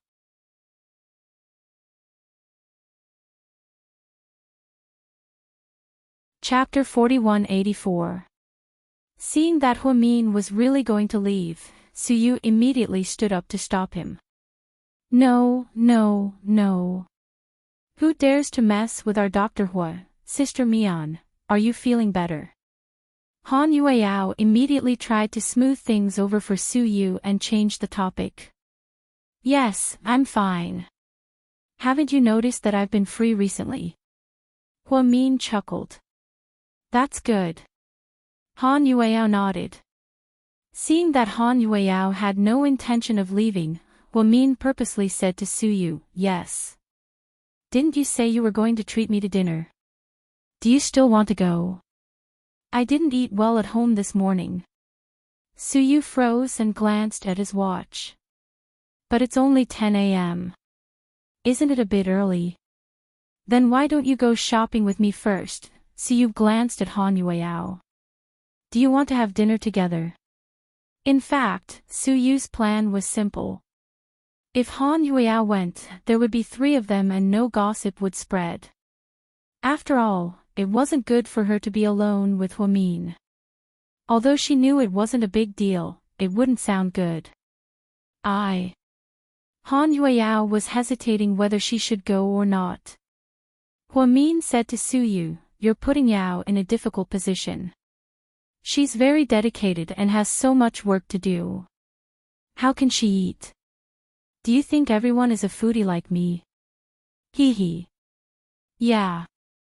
You guys go ahead. I'll go back to work. President Su, I'll talk to you about the show later. Seeing Huamin's obvious intention, Han Yueyao hurriedly said goodbye. Okay. Su Yu nodded and had to let Han Yueyao go first. Then Su Yu took Huamin to eat. If it was in the past, Su Yu would have taken Huamin shopping and bought her some gifts. But now, the relationship between Qin Chu and Huamin was so tense. He didn't want to add to the mess. With this idea in mind, Qin Chu directly took Huamin to a well-known Japanese restaurant. The 2 of them ate exquisite Japanese food in a small private room. What Su Yu did not expect was that not only did Huamin not keep a low profile, he even took a picture and deliberately posted it on his WeChat moments. She posted 3 pictures. The first one was a selfie with a beautiful angle. Perhaps it was the power of the Meta software, but the photos taken were indeed very beautiful. However, they didn't look like Huamin at all. The second table was filled with food for 2 people. Sashimi platter, raw beef, California rolls, tuna sushi, prawn tempura, pufferbone ramen, you name it. The third picture was also the most important one. Huamin had secretly taken a picture of Su Yu eating. Although his head was lowered, he could still recognize Su Yu at a glance. After all, his side profile was also unbelievably handsome. Moreover, he was wearing a white long-sleeved shirt. Under the light, the color of his hair was a little light. There was no problem with the angle at all. It could be said to be perfect. The funny thing was that when the picture was taken, there was a chandelier behind Su Yu that coincided with him. Therefore, the whole picture looked as if the chandelier had grown directly on Su Yu's head. Huamin attached the picture and wrote, "The weather is very good today. The Teletubbies treated me to Japanese food. I'm crazy about his perfect performance." After a while, the comments under Huamin's post became lively. Zhu Lingling, fuck, shameless little bitch. You're eating good food without me. Jiang Xiaowei, Dr. Hua, how does it feel to eat food alone? Tang Chuan, fuck, you two are having sex. Wei Liao, awesome. Han Yueyao silently liked the post. Little Bean, Mommy, why don't you take me and my sister to eat with handsome Su? Pudding didn't like the post or leave a comment, feeling a little upset. Most importantly, Qin Chu only glanced at it coldly and put it down. He wouldn't be angry or jealous. After all, it wasn't the real Huamian. Qin Ning, sis-in-law, does my brother know that you're eating with Lord Su so openly?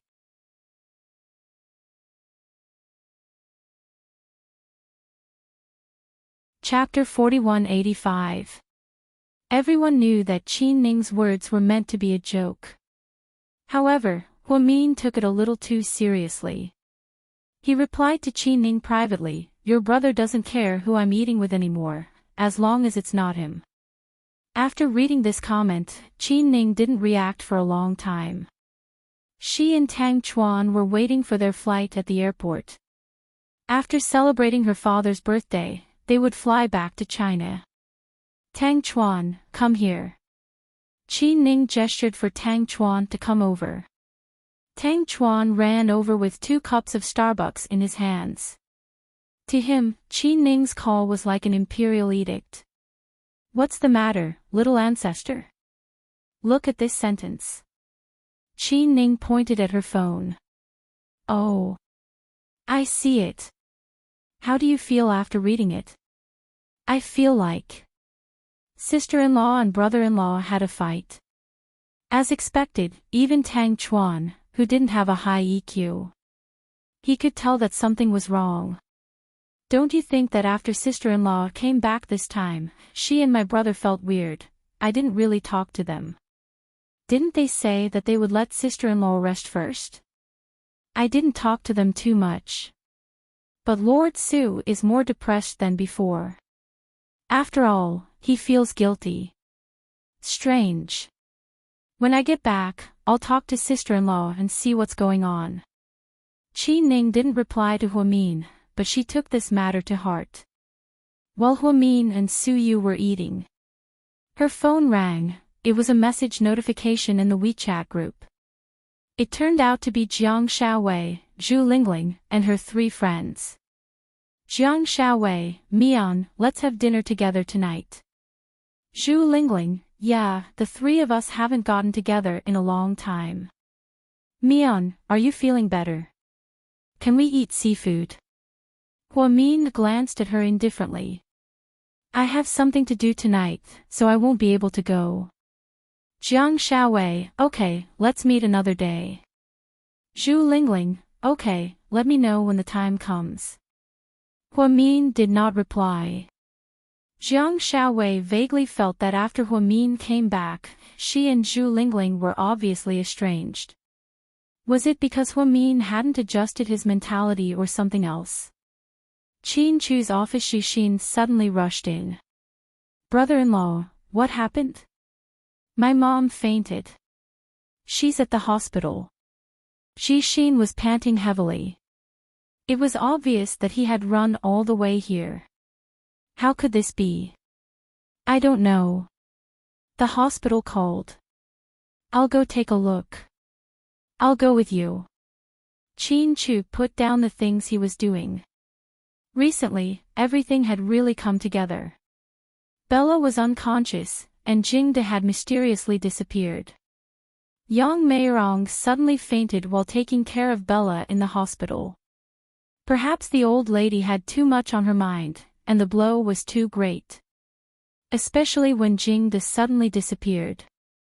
The old lady's mood of regaining what she had lost was completely shattered. She was afraid that Jingde would never come back.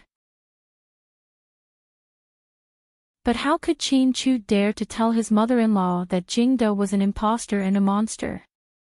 It was better to treat it as a missing person and leave her with something to remember. On the way to the hospital, Qin Chu drove, and Xixin sat in the passenger seat. Brother-in-law, is there any news about my dad? Did you ask Brother Gaoran? Xixin still had hope for Jingde. No news. Brother-in-law, should we tell my sister about this? Xixin panicked. No need to tell her. In Qin Chu's opinion, it was better for his mother-in-law to stay away from this imposter as much as possible. Otherwise, it would only be more dangerous. What if something happens to my mom and my sister can't see it? Will she blame us?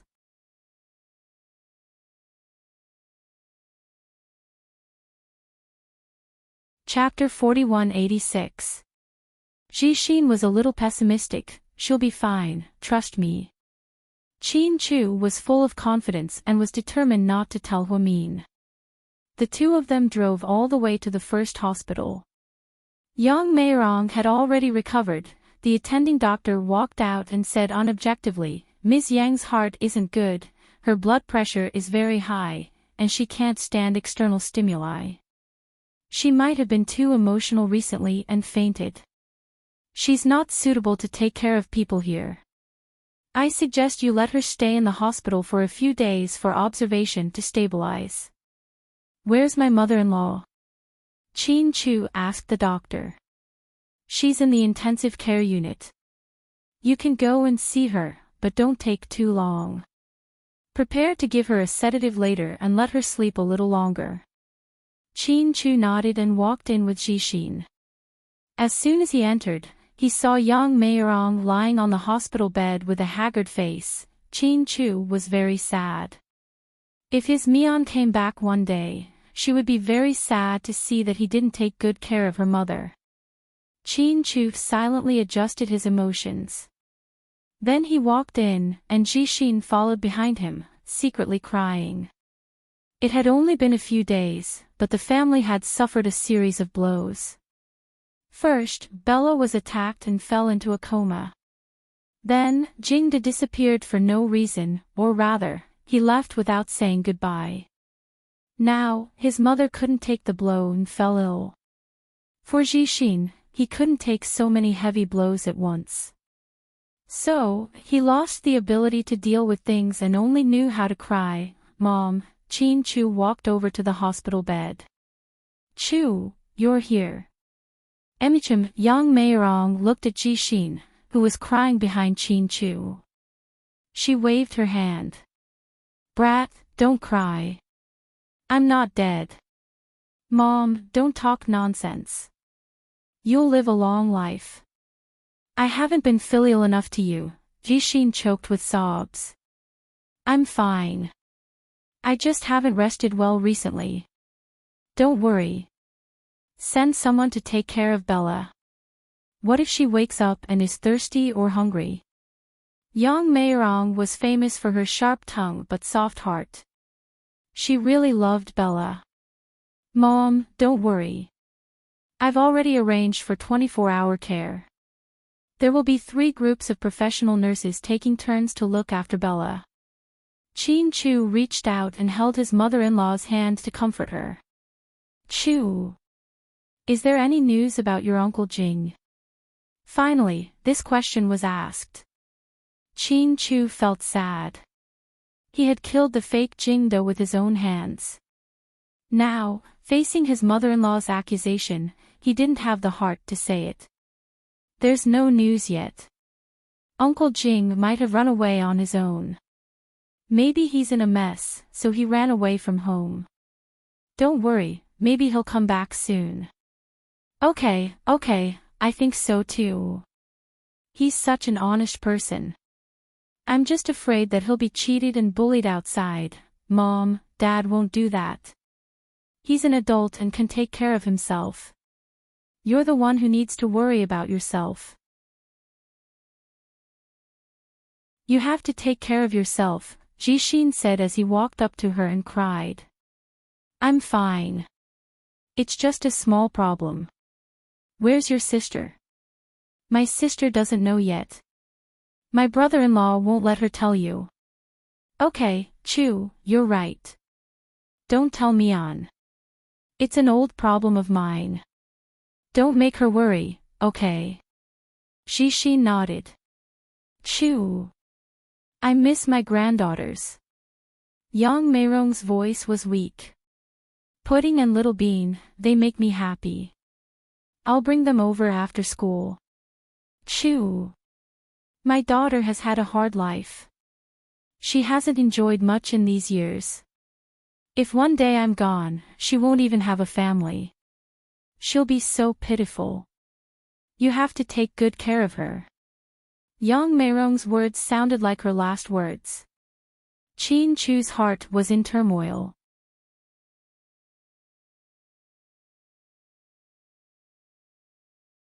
Chapter 4187.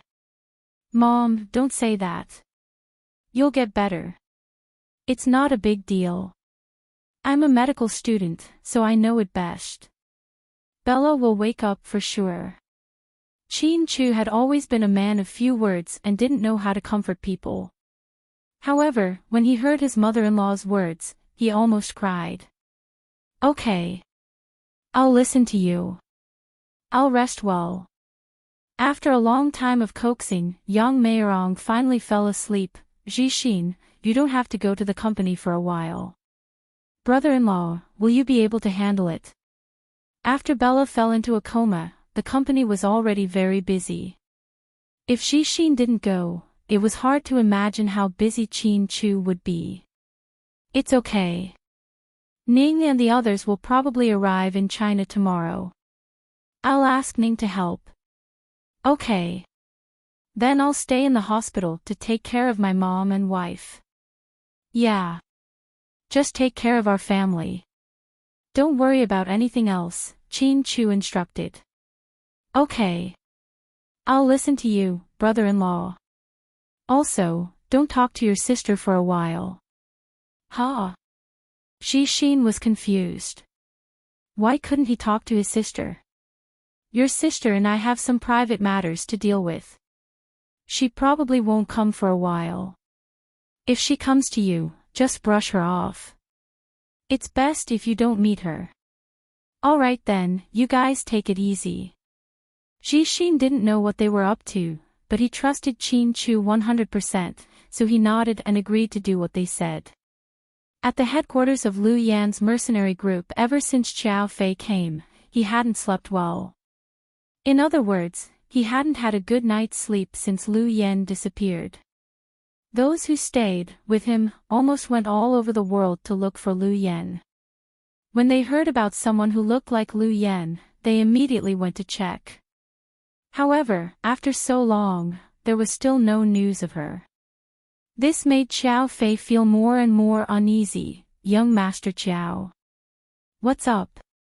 Look who's here. Lu Yan's subordinates were now Xiao Fei's subordinates. He walked in with a man to Xiao Fei's office. The man was dressed very plainly and wore a sun hat. He looked like an ordinary old man. But the moment the old man took off his hat, Xiao Fei was shocked. Uncle Lu. Seeing the professor, Xiao Fei was extremely excited.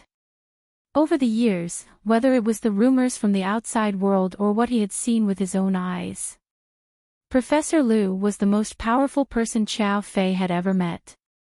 The reason why he was said to be amazing was because his profound medical skills could bring people back from the dead. Even Lu Yan couldn't compare to her dad in terms of intelligence and scientific research. Sit, little Fei. Uncle Lu, I've been looking for you for a long time. Yeah, I was targeted a few days ago. I blocked my signal for a long time. Then I heard that you took over Yan's mercenary group, so I came here. Uncle Lu, I'm not trying to monopolize you.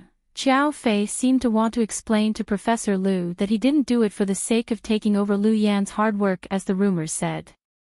There's no need to say more. I've watched you grow up since you were a child. I know better than anyone what kind of person you are. Xiao Fei was comforted by Professor Lu's high praise and trust. Let's go into the secret room and have a chat. Then, Professor Lu opened the door to the secret room. This was a place full of anti-eavesdropping devices that no hacker could crack. Obviously, the conversation between Professor Lu and Xiao Fei would be too confidential. He didn't want a third person to hear it.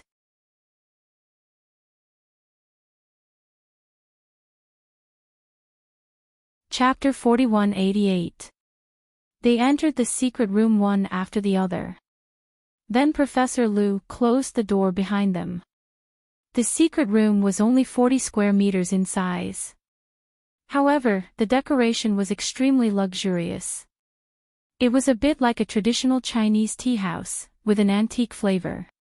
The tea table was made of rosewood from Hainan. Professor Lu sat down and Xiao Fei sat across from him. You still haven't heard from Yan, right? Yeah, no. Professor Lu nodded. Uncle Lu, do you know where Yan is? I know she's not dead. Xiao Fei was afraid to hear bad news about Lu Yan from Professor Lu. Don't worry. That girl is very lucky and won't die. I think I might know who has her. Professor Lu lowered his head and said slowly. Who? Xiao Fei stood up in excitement. He wanted to rescue her immediately. No matter who had her, even if she was in space, he would bring her back. That was Xiao Fei's determination. Sit down first, little Fei. Listen to me. Professor Lu waved his hand to calm Xiao Fei down. About 10 seconds later, the professor said word by word, I think Yan might be in Linya's hands. Linya. Hearing this name, Xiao Fei felt that it was very familiar, but he didn't have time to think. Before he could think about it, Professor Lu said, "Linya is my wife, Yan and Mian's mother." Ah, Xiao Fei was stunned. He remembered that he had heard the name Linya from Lu Yan. Lu Yan went to Iceland almost every year and kept her whereabouts a secret.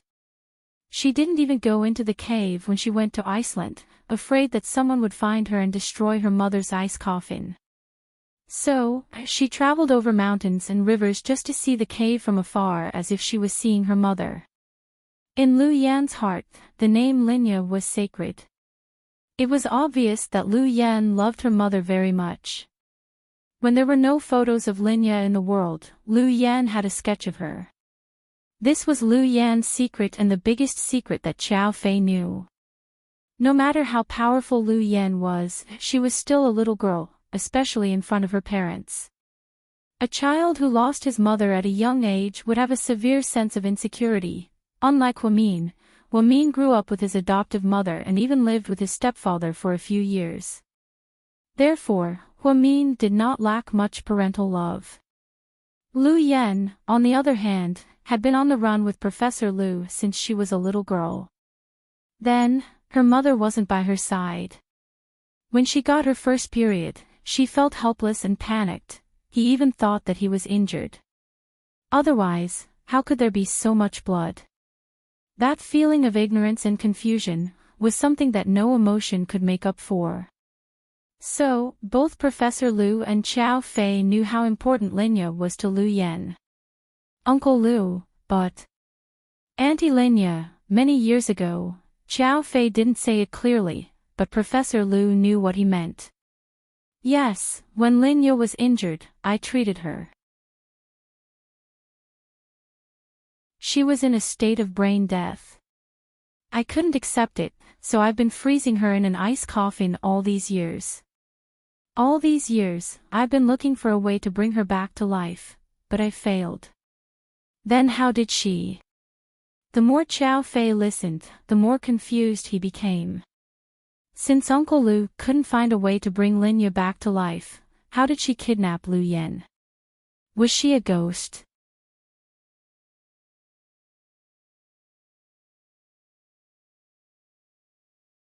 Chapter 4189. I haven't confirmed it yet, but I have a feeling that Linya might have woken up, although I don't know how she did it. Professor Lu and Linya had been together for many years and had a subtle telepathy. However, Xiao Fei was completely confused. Uncle Lu, you and Auntie Linya are husband and wife. If she wakes up, shouldn't she come to you immediately? Why did you take Yin away? Why didn't you let her contact us? Maybe she was coerced. You don't understand how complicated our circle is. Although Professor Lu and Dr. Linya had the highest honor. However, he was indeed targeted by many ambitious people, but Professor Lu wasn't going to hide from those people. What do we need to do now? Send your people to continue the search. I'll give you a few places where I think Linya might appear. Let me know as soon as you have any news. Okay. I have a feeling that Linya will contact me. Professor Lu guessed. Uncle Lu, about Sister Mian, don't contact Mian. Otherwise, it will get more and more chaotic. I don't want her to get involved. Professor Lu thought his daughter was safe and didn't want Huamin to get involved in such a complicated matter, but she was all ready. But brother-in-law has been trying to contact you. I can't contact him. His communication network is being monitored. I don't know who did it. I have to be careful. So powerful. Xiao Fei felt the situation was getting more and more complicated. Fortunately, Professor Lu was here. He had a feeling that there would be news of Yen soon. In the underwater palace on the other side of the earth, faced with Huamin's question, Linya remained silent. Huamin's question was so sharp that she couldn't figure it out even if she racked her brains. Mother, why did she want to clone herself? What was her purpose? But obviously, Linya had no intention of answering.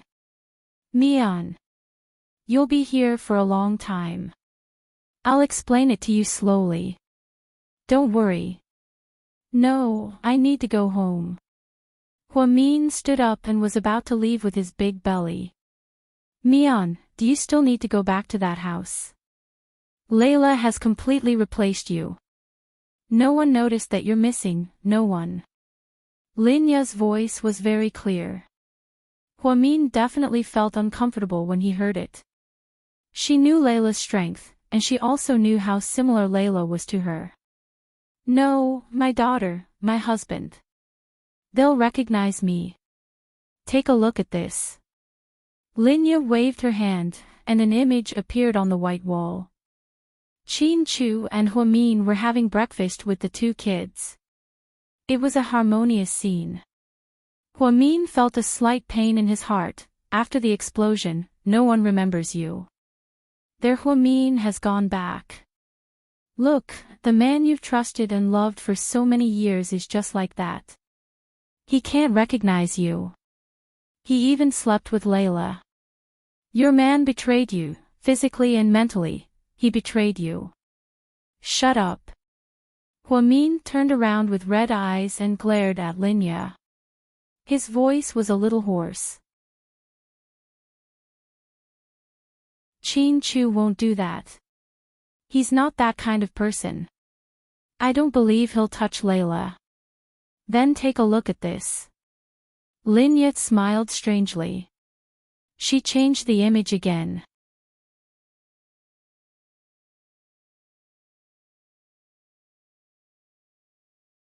Chapter 4190. Linya specially chose some photos that Layla sent back. In them, Layla was about to hug Chin Chu, but she couldn't tell what Chin Chu's emotions were. However, from the photos alone, the scene was indeed ambiguous. Are you trying to fool me with photoshopped photos? Hua-min sneered. You're an expert hacker yourself. You should know if these are photoshopped. Mian. Stop lying to yourself. Those ordinary people don't deserve you. Stay with mommy. Stay with mommy. I really don't understand. Are you my biological mother? Hua-min held her belly as tears rolled down her cheeks. Other mothers do what's best for their children. They want their daughters to be happy. But you. You keep saying that you're my mother, but what did you do? You created a monster that looks exactly like me. Then, you let that monster replace me and sneak into my beloved home to confuse my family. You watched me suffer. You don't deserve to be my mother. You're not even 1/10,000th of my adoptive mother. Linya, if you're really Linya, I can only say that Dad was blind to fall in love with such a terrifying person like you. Hua-min scolded Linya. She was such a gentle person and was a good child who respected her adoptive mother and mother-in-law. Now, she was scolding her biological mother. It was obvious that Linya had forced her into a corner. The thought of that monster facing her family in her own home made her feel heartbroken. Hua-min's heart ached. It wasn't because he was worried that the woman would sleep in the same bed as Chin Chu.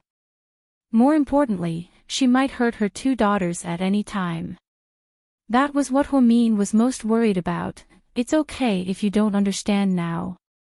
When you slowly understand my painstaking efforts, you'll know how I feel. I don't blame you, Mian. Mommy doesn't blame you. Surprisingly, Linya didn't get angry.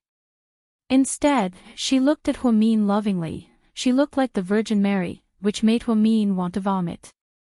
Hua-min glared at Linya. Don't ever call me Mom. You don't deserve it. Messiah. My lord. Take her to rest. Yes. Miss Mian, let's go. Hua-min knew that Linya would not tell her the truth in such a short time.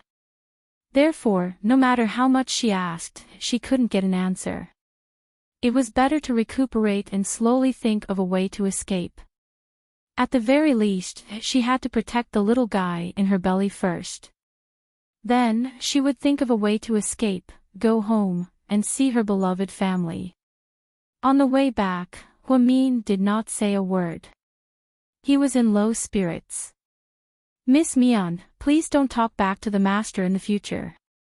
All these years, I've never seen anyone who dared to talk to her like that. Or rather, to be able to survive after being so presumptuous. If it wasn't for her love for you, perhaps you would have already." Messiah didn't finish her sentence, but Huamin knew what she was going to say. He had talked back to that woman just now, but he was still safe and sound. He wondered if he was lucky to escape. Messiah.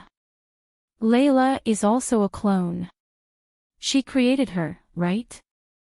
Huamin had roughly guessed the origin of Layla, who looked exactly like him, from Linya in the cave. Yes, Miss Layla was cloned exactly like Miss Huamin.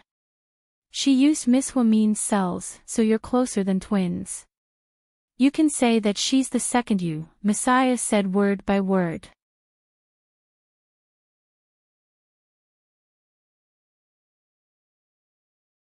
Chapter 4191. But what's the point of her creating this monster? Huamin's face was cold the whole time. This was the most shocking thing she had ever seen in her life. A person who claimed to be her biological mother. She had personally created a monster that looked exactly like her, and then, she conspired with this monster to destroy her family. Actually, at this point, Messiah seemed to want to say something but stopped. Huamin knew that she was just a maid and didn't want to make things difficult for her. Messiah, I won't force you to say it. I understand your difficulties. She lowered her voice and whispered to Messiah. No. I actually saw Master create Miss Layla with my own eyes. In fact, you might not believe it even if I tell you. Master created Miss Layla many years ago on your birthday night. Master couldn't suppress her longing for her daughter, so, she created Miss Layla. At first, she just wanted an identical daughter to accompany her. Later, obviously, Messiah didn't dare to say what happened later. What did Linya want to do? What was her purpose? There must be a huge conspiracy behind it. However, Huamin felt that Messiah was telling the truth. She missed me. Why didn't she come to me? Why did she create a monster? I don't understand this logic. That's because she couldn't find you. Like your father, as parents, they all want you to live a peaceful and happy life. If that's the case, why did you disturb me now and ask that monster to replace me? Huamin suppressed the anger in his heart and confronted Messiah. That's because, a wish of Master's all these years is about to come true. A grand plan, a grand plan. Huamin felt that his guess was right. She created a clone of Linya and went to her father's side. Then, she hid in this underwater palace for so many years. It definitely wasn't to cultivate Buddhism. She must be plotting something. But, what exactly is she plotting? Huamin couldn't figure it out and felt that his brain capacity wasn't enough. Messiah. Since she wanted me and created my clone, what about Yen? Does she have one too? Could there be someone who looks exactly like Xiao Yen?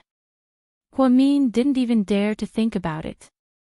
Yen herself was already very powerful. If she had a clone, then, what would she become? Miss Yen doesn't have a clone, because she isn't the Lord's daughter. What are you talking about? Messiah. Yen is my sister. How can she not be Linya's daughter? I don't think Master told you that, Miss Yen. She's just your half-sister, same father but different mothers. How could this be? Messiah, you're not joking with me, are you? Huamin was in disbelief. Your subordinate doesn't dare to joke. These are all true, Messiah said very seriously.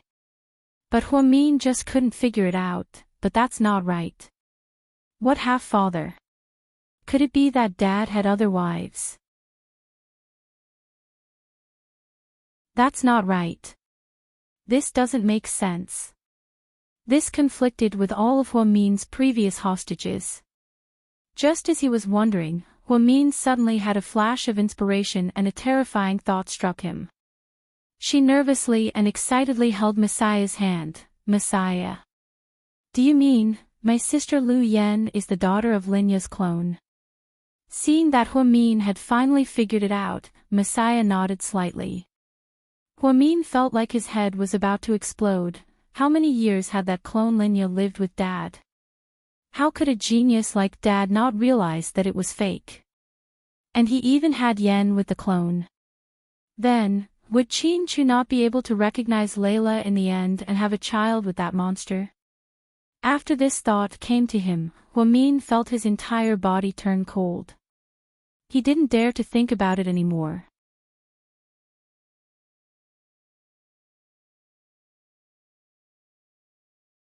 Chapter 4192. At the Shen family mansion. Wei Ying and Shen Mingxi returned from the business banquet. They drove only one car, which was Wei Ying's black Porsche Panamera. Shen Mingxi was drunk, so he sat in the front passenger seat.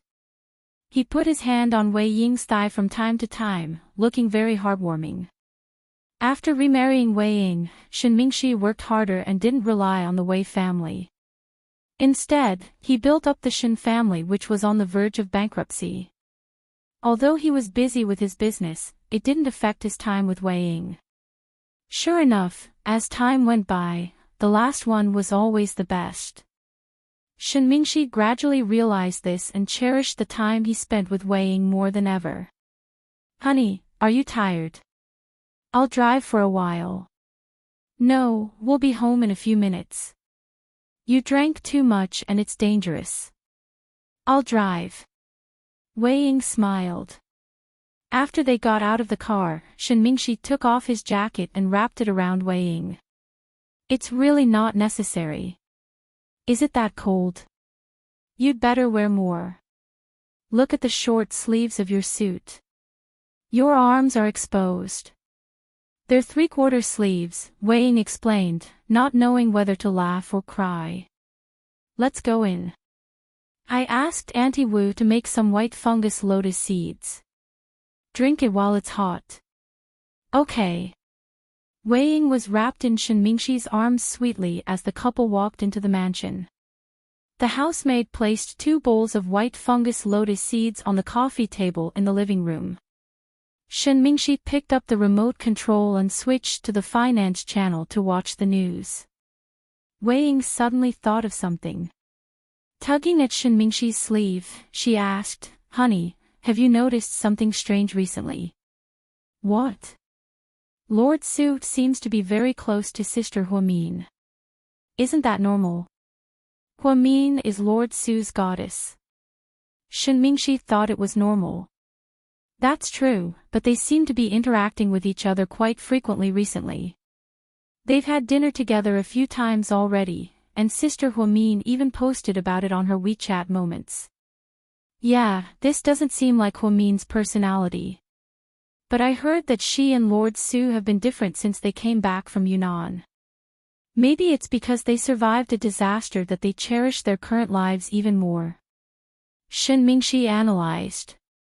I hope so, but won't Sister Huamin's husband mind? They're together so often. Wei Ying could tell just by looking at Huamin's WeChat moments. Therefore, the person involved must have felt even worse, but since it was their family business, Wei Ying only told Shen Mingxi about it in private. First hospital after Qin Chu picked up the twins from school, he went directly to the hospital to visit his mother-in-law. Many of the medical staff in the first hospital used to be Huamin's colleagues or subordinates. Therefore, when they saw the 2 children, everyone was very enthusiastic. Some doctors on duty even bought snacks, milk, and toys for them. It was obvious that Huamin was very popular. Faced with everyone's enthusiasm, the twins were very polite. After getting their daddy's permission, they accepted the toys and thanked him politely. Thank you, Auntie. You're welcome. They're so cute. The two little guys are getting more and more beautiful. By the way, where's Vice Director Hua? How come I haven't seen her in the past few days? A doctor asked casually. After all, Hua Min's mother and sister-in-law were both hospitalized here. Hua Min hadn't shown up even once, so everyone found it strange. Oh, Mian hasn't been feeling well recently and is recuperating at home. Qin Chu found a random excuse. President Qin, if Vice Director Hua comes to the hospital, you must tell us. We haven't seen her in a long time.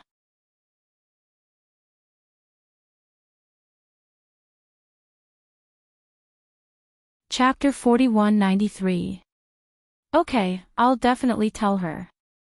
Thank you, everyone. After dealing with everyone's enthusiasm, Qin Chu walked into the ward with the twins.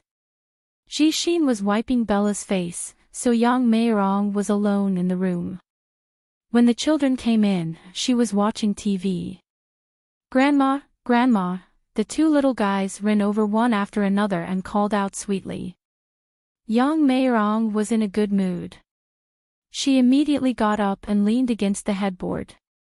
Oh, my babies, come, let Grandma take a look. Be careful, Grandma is still sick and is still getting an injection. Don't touch Grandma's fore, Qin Chu reminded them in a low voice. Got it, Daddy. Little Bean nodded mischievously and took out a lollipop that someone had just given her. She handed it to Grandma. Grandma, have some candy. When I was sick and had an injection, my mommy would give me candy and I wouldn't feel so much pain. You're a smart girl, you're a glutton. Yang Meirong smiled brightly. Grandma, do you want some water? I'll get you some. Pudding, on the other hand, was more low-key and wanted to pour water for Grandma. Grandma, why are you sick? You were so careless. Did you go out to square dance and forget to wear long johns? Little Bean asked with her hands on her hips. Ha ha ha, don't make Grandma laugh. My stomach hurts from laughing. As soon as Little Bean opened her mouth, everyone was overjoyed. Qin Chu took the opportunity to sit on the sofa in the ward and take out his phone. He opened his email and read the company's emails. The two children were like pistachios, coaxing Grandma. When Grandma was young, she didn't wear long johns because she wanted to look beautiful. But now that I'm old, I have to wear them. I wear them every day. Pudding walked to the end of the bed and gently lifted the blanket. Grandma, are your legs sore? I'll rub them for you. No, no, no. My babies, I'm happy that you came to see me. You don't have to do anything. I know you're good children. Yang Meirong had an 4-drip in one hand and her other hand never left the two children. She patted Pudding's head and kissed Little Bean's face. She was so happy. During dinner, Yang Meirong ate more than usual when the nurse brought her a nutritious meal. The two children sang English songs and danced the Little Swan Ballet for their grandmother. Yang Meirong was elated. They stayed there until 7:00 in the evening, and the two children were a little sleepy. Qin Chu then stood up and said, Mom, we'll go back first. We'll visit you in a few days. Yes, the road is slippery. Be careful when you drive, Chu, Yang Meirong said. Sure. As Qin Chu walked out with the twins, Little Bean suddenly asked a strange question. Daddy. Why isn't the new grandpa here to take care of Grandma? Grandma is so sick. Isn't he Grandma's husband? Qin Chu was speechless. Grandpa probably ran away when he found out that Grandma was sick. He doesn't look like a reliable person, Pudding said with her head lowered. Yes, he went on a long trip and hasn't returned yet. As for the children, Qin Chu didn't say much. He just vaguely responded. Daddy, I like this Grandma. I like the grandpa in America. This was what Little Bean said. Pudding nodded in agreement, which was rare. Daddy, when will that Grandpa come to our house again? Pudding was actually thinking that since Grandpa was such a powerful person, he might be able to see through the strange mommy when he came to their house.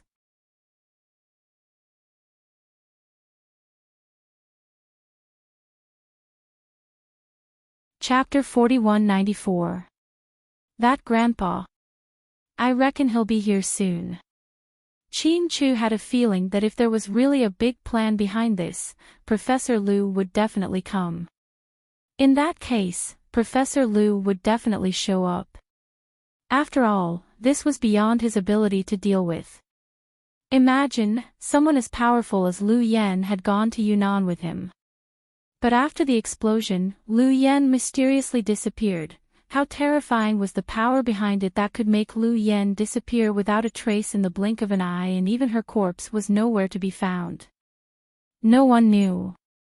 But Chin-Chu knew that those people weren't simple. In fact, ever since he and Rick found out that Zhao Qingya's backer was related to the Doomsday Reaper, they had been worried. Chin-Chu had begun to worry. All these years, the Doomsday Reaper was only a legend and no one had seen it. Chin-Chu's only keepsake, the lighter, it was given to him by a mysterious woman in the U.S. 4 years ago. Could it be that those people had been targeting him since 4 years ago? The more he thought about it, the more confused he became. Later, Chin-Chu didn't hear what the twins asked him. At the headquarters of Imperial Star at the last minute, Siyu worked overtime and held a high-level meeting. When he came out, it was already 8 p.m. When he went downstairs, he ran into Han Yueyao on the first floor. Why are you still here? Suyu was puzzled. Spicy hot pot. Can't you taste it? Spicy hot pot. Suyu was confused. Yeah, I danced until late too. I heard from my agent that you worked late too. You and probably haven't eaten yet, right? Let's go eat spicy hot pot together. I know there's a new restaurant across the street, and it's super delicious. The chili is all flown in from Chongqing. The owner is from Sichuan. Han Yueyao said so much because she wanted Suyu to eat with her.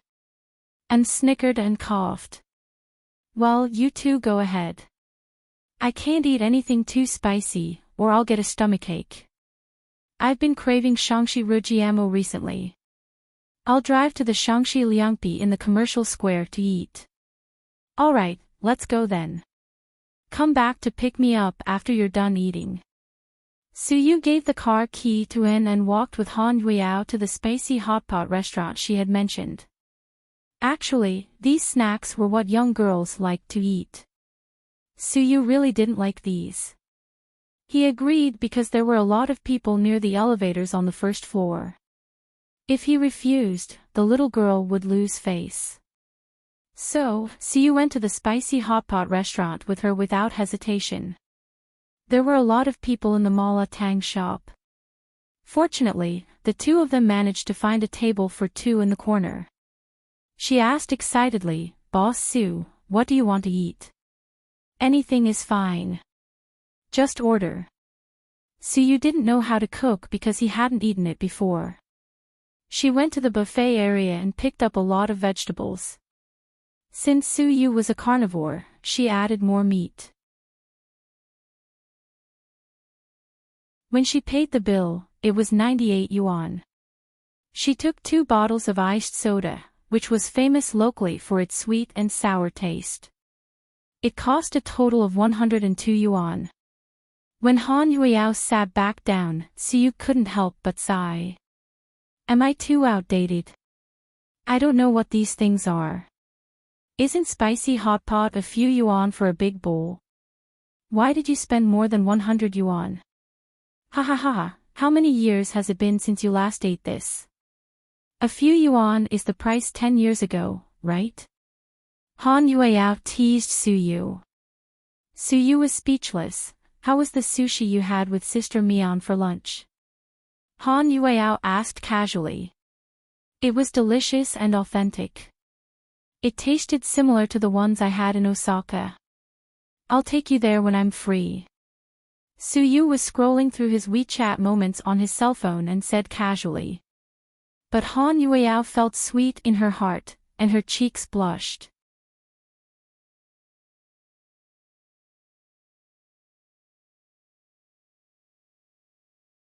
Chapter 4195. As the two of them were eating, two girls walked over from a nearby table. They looked to be about 17 or 18 years old. No autographs, no photos. Suyu said in a formal tone. After all, Suyu had many fangirls. So, there was a reason why he didn't like to come to such a civilian restaurant. Usually, he would have a private room for his gatherings. This was the first time he ate in such a public place. In order to get to know Huamin better, he went to Oaxayan's ramen a few times. Once, he was blocked by a group of girls in Oaxayan's ramen, asking for autographs and photos. The sleeves of the new Armani shirt he bought for Suyu were torn open. From then on, Suyu decided not to play the role of a black-faced uncle and directly rejected them. Who knew?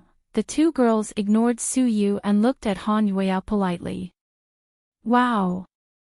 Han Yueyao, you're so beautiful in person. Your face is so small. We're fans of your dance. We're all from the dance academy. The dances you participated in were very difficult, but you did a great job. We like you so much. Thank you, Han Yueyao replied politely. Can we take a photo with you? Of course. Wow, you're awesome. So, the two girls took photos with Han Yueyao. Then, they left happily. Suyu looked embarrassed. Han Yueyao didn't know what to say. She was afraid that if she offended the president, he would fling his sleeves and leave. Boss, is the spicy hot pot not ready yet? Suyu shouted at the top of his voice. Right away. Then, the waiter brought 2 bowls of steaming spicy hot pot. Suyu buried his head in the food to ease the awkwardness. Seeing his cute appearance, Han Yueyao almost laughed out loud. Eat slowly. It's super spicy. After Han Yueyao said this, Suyu felt the impact on his taste buds. Hiss. Water. Give me water. She used her chopsticks to open the iron lid of the soda bottle, looking very dashing. Then, he hurriedly passed it to Suyu. Suyu gulped down 2 big mouthfuls before he finally felt better. Sichuan's chili really lived up to its reputation. The way you opened the bottle just now. Isn't he super handsome? Han Yueyao said smugly.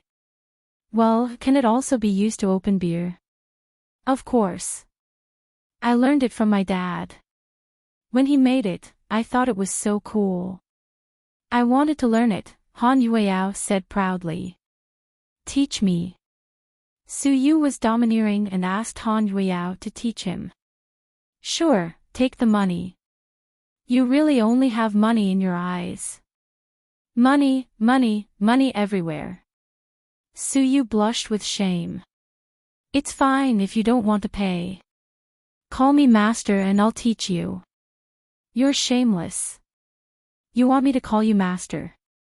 Suyu looked at the arrogant little girl sitting across from him in amusement. If you're willing to call me master, I can be shameless for a while, Han Yueyao reacted quickly and retorted. Pretend I didn't say anything. Suyu lowered his head and continued to eat the spicy hot pot. Han Yueyao naughtily picked up her bottle of soda. Then, she picked up her chopsticks and performed another wonderful performance. With a bang, the bottle cap was opened without him seeing how she did it. Suyu couldn't help but raise his head again, his eyes filled with admiration. I'll give you an 88 yuan red pocket. Teach me, he bargained. You're a profiteer. You want to steal my skills for only 88 yuan. In your dreams. Han Yueyao was even more smug.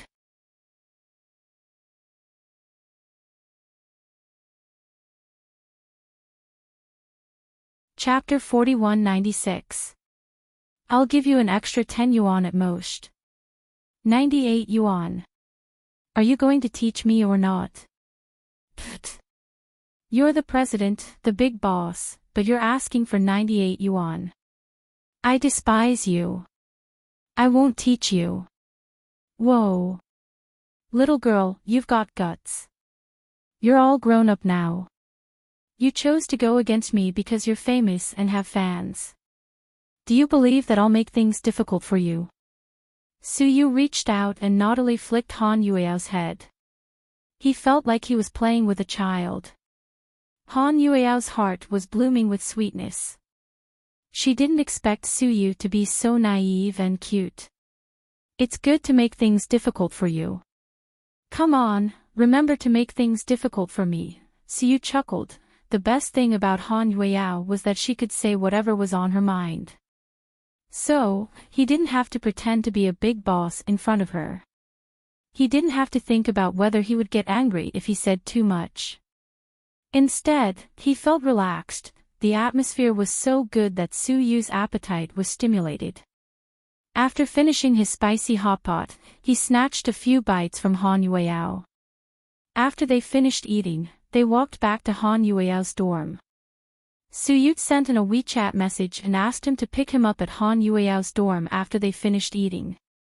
On their way back, Han Yueao suddenly thought of what happened during the day and asked Suyu, President Su, Sister Mian seems to be very close to you recently. Yeah. Mian has been acting strange recently. Is there something on her mind?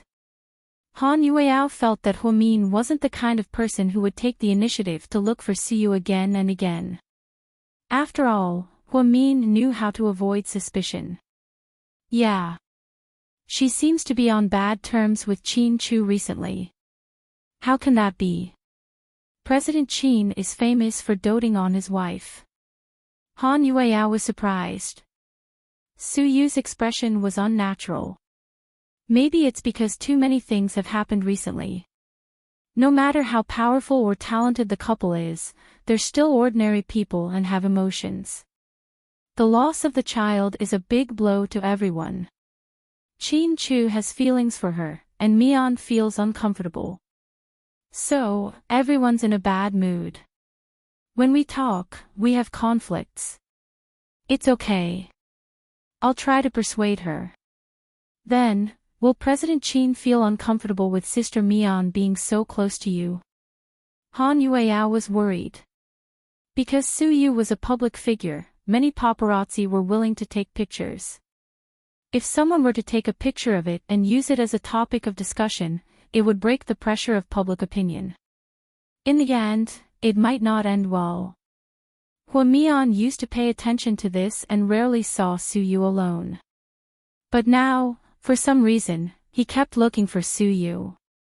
Even Han Yueao found it strange.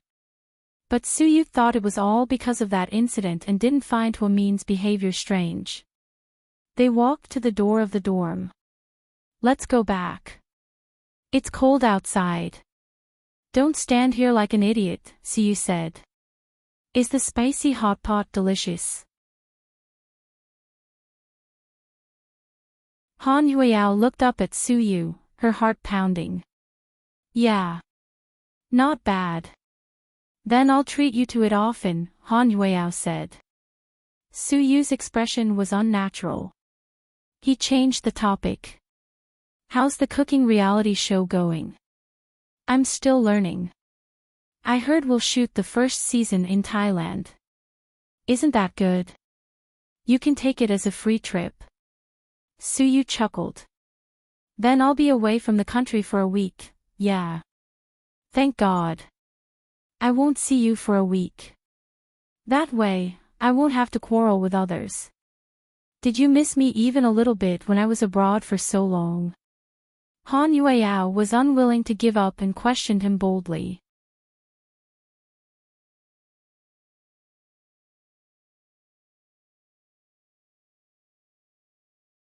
Chapter 4197.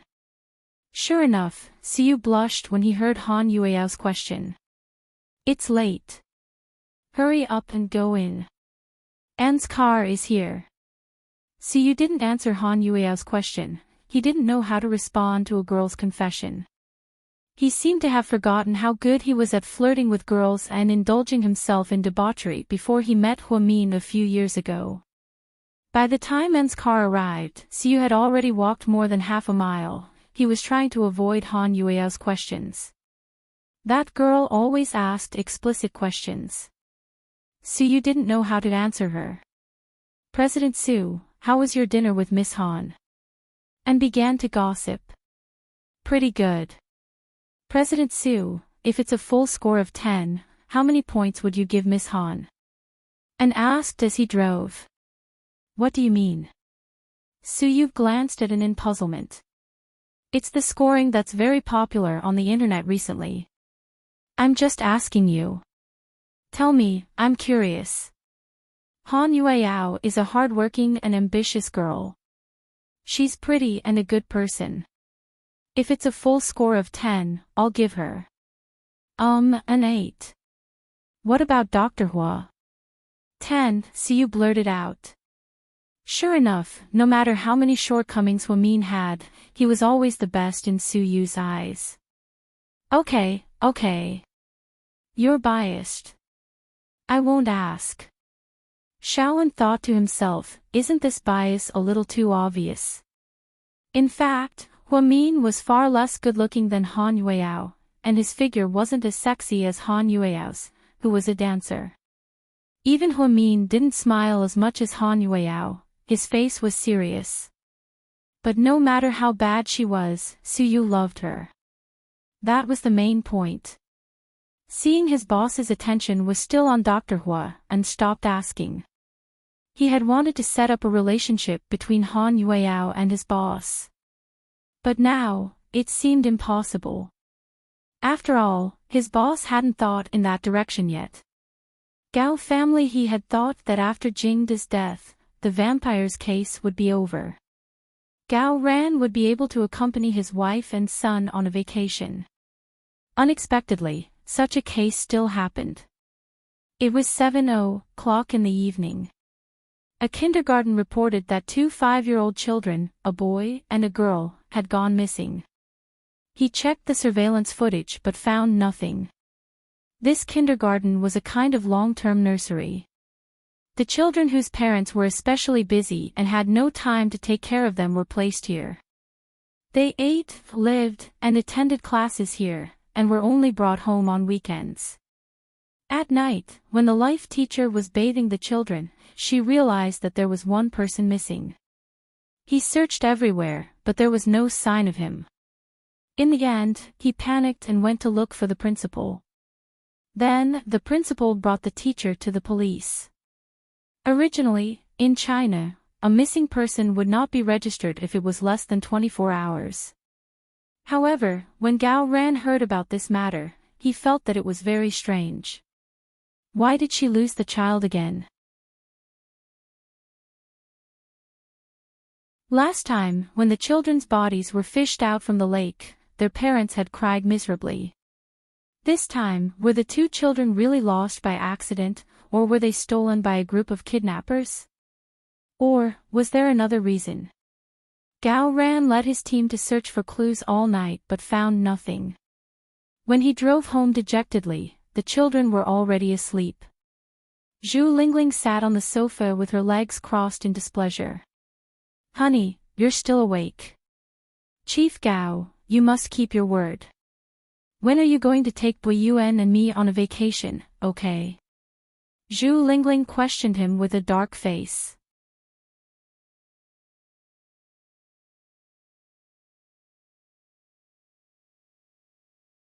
Chapter 4198. Upon hearing this, Gao Ran licked his dry lips guiltily. Then, he took off his jacket, sat down beside Zhu Lingling, and put an arm around her shoulder. Zhu Lingling shrugged him, showing her dissatisfaction with his late return. Honey, listen to me, don't tell me that. I just want to ask you, are you going or not? Zhu Lingling felt wronged. She thought that Gao Ran would have more free time now that he was promoted. At least, he didn't have to work as a leader. However, she didn't know that he was even busier now that he was the chief of the police force. He worked on many cases himself. Zhu Lingling knew Gao Ran well. He worked so hard not because he was addicted to being an official. He really liked this job. Gao Ran had a clear goal when he was in high school. Being a police officer was like his father. It was a lie to say that he wanted to serve the people, but he wanted to get rid of the evil and bring peace to the good.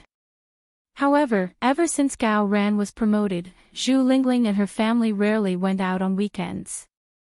Not to mention going to Northern Europe with their parents to see the aurora and Hawaii like other children.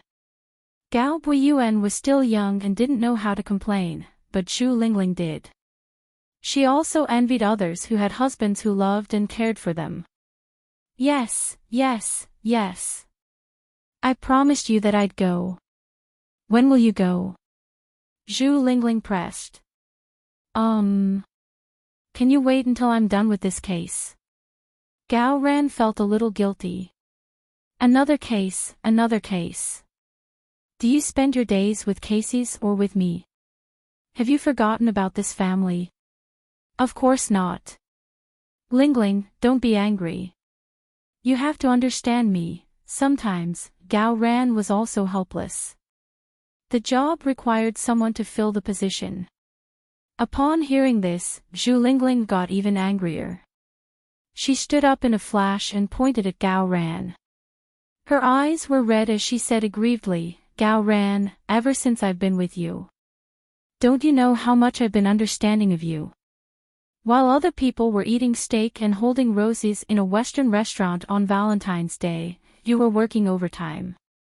When other people are celebrating Goddess Day and watching movies together, you're working overtime.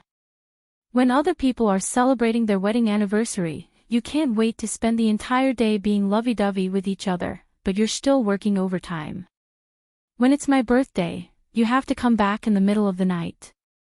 The cake has already melted, and the dishes have already turned cold. In fact, how many times have I driven your son to the hospital in the middle of the night when he was sick with a high fever? Are you the busiest person in the world? Are you the President of the United States or the Chairman of the United Nations? Zhu Lingling burst out like a volcano, probably because she had been suppressing her anger for too long. Gao Ran's mood was very complicated. He knew that his wife had been wronged, but what could he do? Don't tell me I'm going to be a bureau chief who eats food but doesn't do anything. That wasn't like him either. Maybe the two of them were arguing too loudly, but Gao Buiyuan woke up in a daze. He opened the door and walked out. Mom, Dad. Did you two fight? Zhu Lingling turned her head away. Her eyes were red and she didn't say anything. Gao Ran picked up his son and kissed him in his arms. It's okay. We didn't fight. Mom scolded Dad one-sidedly. Dad accepted it completely. I think. Why don't you two give birth to a younger sister for me? Gao Buiyuan's words made Zhu Lingling and Gao Ran speechless. Who said that to you? Grandpa and Grandma said it. They said that if there was a younger sister in the house, the atmosphere would be better. Mom would be busier to take care of a younger sister, so she wouldn't worry about whether Dad is busy or not. Your grandparents are really good at talking. Zhu Lingling was so angry that she almost rolled her eyes. What if we have a younger brother? Gao Ran was amused by his son.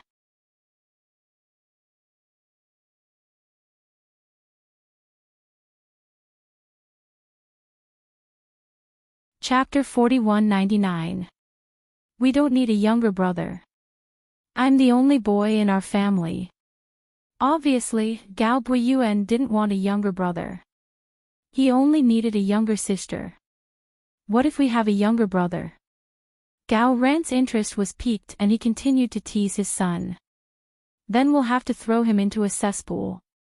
Gao Ran was speechless. Zhu Lingling was speechless. Then I don't think we should have a younger brother. You'll be the only one. Gao Ran didn't know whether to laugh or cry. Don't fight. Little Bean told me that children who grow up in a quarreling environment will be very grumpy. You don't want me to grow up to be a grumpy man, right?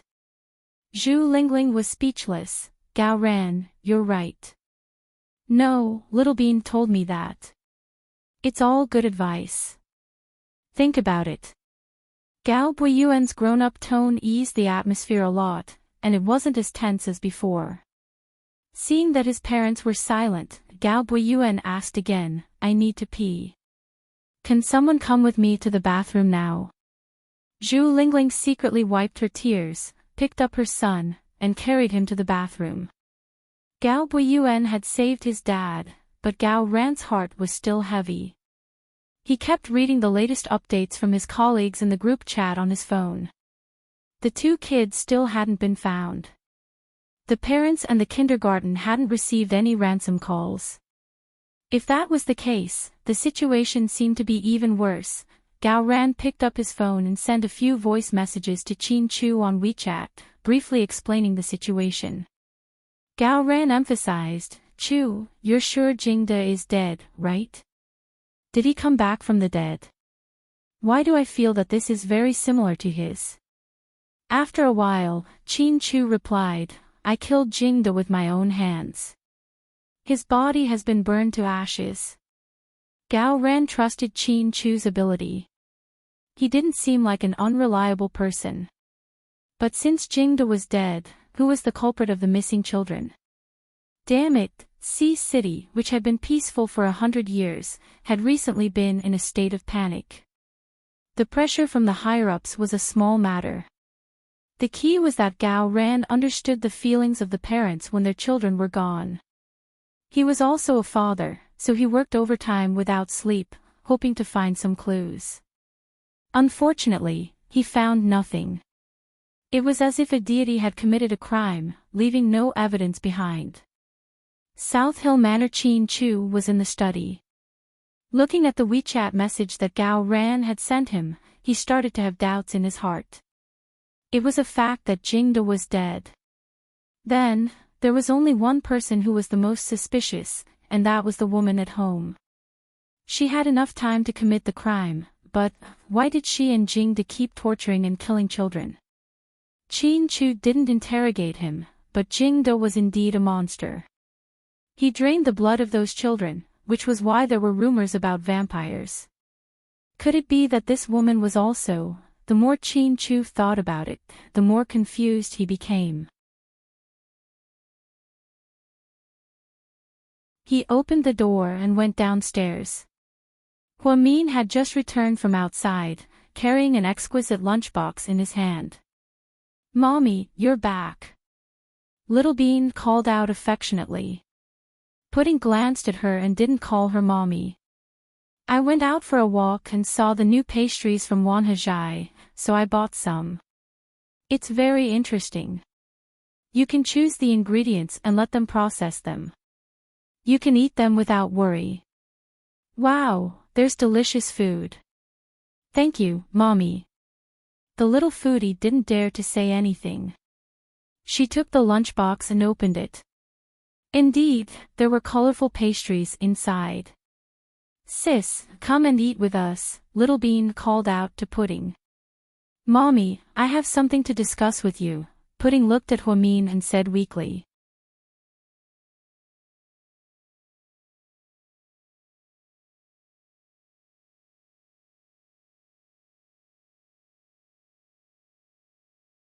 Her mother hit her sister and even scratched her sister's face. Sis, your face is blood.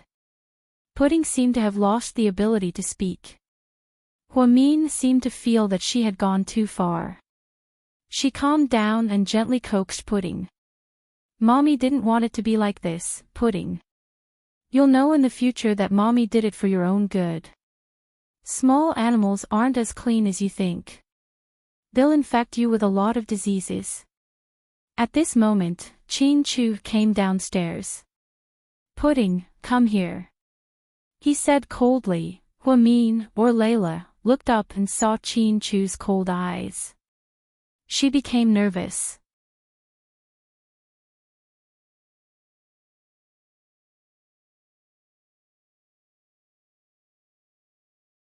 Chapter 4201. Daddy, Pudding turned around and ran upstairs, hugging Chin-Chu's leg. Honey, listen to me. I didn't do it on purpose. Before Hua-min could finish, Chin-Chu picked up Pudding and went back to the study. Scared, Pudding dropped the pastries and followed him. The servants left, not daring to stay in the living room. In the study, Chin-Chu found a first aid kit and applied medicine on Pudding's wound. Pudding was so young that her face was swollen from the slap. Chin-Chu's heart ached. Daddy, I'm fine. It doesn't hurt. You can have a dog. Daddy will pick up the golden retriever tomorrow and buy it a kennel and dog food. What about Mommy? Don't worry about her. Pudding didn't dare to speak. After treating the kids' wounds, Chin-Chu instructed the two kids to take care of themselves. You two stay in the study. I'll go down and talk to her. Daddy, don't fight. Our family needs to be harmonious. Pudding held her daddy's hand and said. Okay, Daddy knows. When Chin-Chu went downstairs, Hua-min was still sitting on the sofa, looking at the news on her cell phone. She didn't seem to care about Pudding's wound. Seeing Chin-Chu come down, she put away her cell phone in a panic. Honey, how's Pudding? She's fine. I've treated her wound.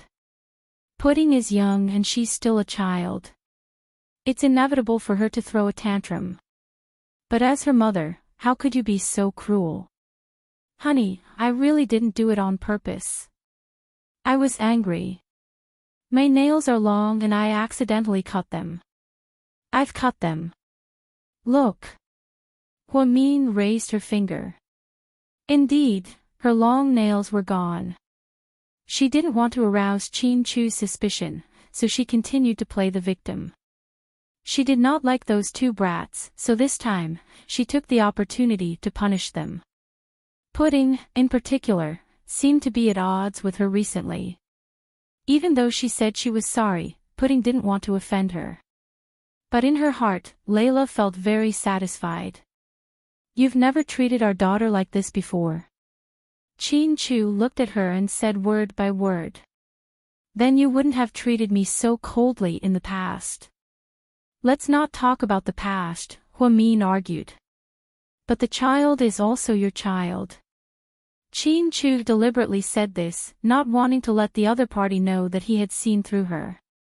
I know. I'm just trying to educate him. There's no point in raising a dog. But I agreed. You have to keep the dogs as compensation for your daughter.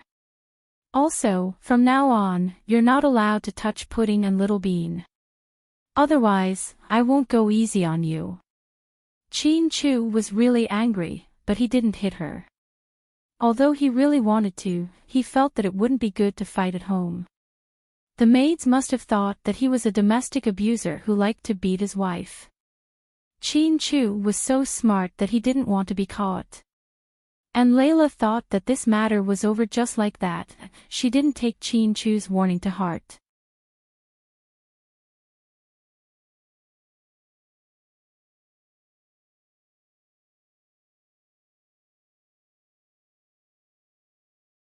Chapter 4202. You heard me right. You want to hit Hua-min? Rick repeated. Yes. Your wife. Yes. Why? Chu, are you out of your mind? Is she your wife? She doesn't need to be killed or disabled. Just make her suffer a little, Chin-Chu said expressionlessly. But why? Even if you two quarrel, you don't have to do this. Rick thought that Chin-Chu would never hurt his wife because he was a man who would die for Hua-min at any time. But today, such a man was asking him to find someone to hit Hua-min. It was unbelievable. Rick, about this. I can't explain it in detail right now. I'll find a chance to explain it to you in the future. Right now, I just need your help. Mion knows all my people, so I want you to help me. Also, you must find someone with good driving skills. Don't kill him. But there are many accidents in this kind of thing. If you fail, I think you should find another way. Don't worry. She won't die. I just want her to suffer a little. But Rick didn't dare to agree. He thought this was too strange. If Chin Chu regretted it in the future and Huamin was seriously injured, wouldn't he be in trouble? Looking at Rick's hesitation, Chin Chu looked into his eyes. Rick, do you trust me? Yes. Then please do me a favor, okay? Okay. Finally, Rick won over the hesitation in his heart and agreed. Then, Chin Chu told him what he needed to do. Finally, the two separated and went home. Huamin was used to not sharing a bed with Chin Chu. She began to change her target. Ever since Jing de 002 disappeared mysteriously, she felt that she couldn't stay in this place for too long. Since she couldn't fulfill her original wish, she would seduce Su Yu and make Su Yu and Chin Chu fall out. In short, she wanted to destroy Huamin's reputation. She wanted to make her family restless. Huamin lay in bed with the dim light on. She sent Su Yu a WeChat message. Huamin, are you asleep? Su Yu, no. Huamin, I can't sleep. Let's talk. Su Yu, sure. What's wrong with Dr. Hua? Insomnia. Huamin, yeah. I keep thinking about the days when I was kidnapped with you in Yunnan. Su Yu, Are you scared of being kidnapped? Are you traumatized? Huamin, no. I was thinking that if we didn't come back at that time and lived a life of farming in a small mountain village, would you be willing to come back? Su Yu, Mion, did you drink? Su Yu always felt that Huamin's advances toward him was an illusion. It shouldn't have happened. So, he suspected that Huamin was in a bad mood and drank. Huamin, I didn't drink. Su Yu, I'm very sober. Su Yu, but if we didn't come back, what would happen to Chin Chu? What would happen to the twins? Huamin, life is unhappy because you have worries. That's why I made a hypothesis. After coming back, I realized that a lot of things between Chin Chu and me have changed. Su Yu, I don't think so. When I had dinner with Chin Chu the other day, I felt that he was still the same as before. Huamin, that's for you. He treats me differently. I'm starting to regret it. Su Yu, what do you regret? Huamin, I regret that I didn't choose you back then. Su Yu, Dr. Hua, stop fooling around. Don't make fun of a loser like me, okay? Huamin, I'm not fooling around. Su Yu, let me ask you. Do you still have me in your heart? You're tuning into the LoveLore Library YouTube channel. We're so grateful for your support, and don't forget to subscribe to join us on this incredible journey through captivating stories. Your generosity through donations truly makes a world of difference, as it's the primary source of revenue that allows me to expand and enhance this channel for you. Thank you from the bottom of my heart for being a part of this adventure.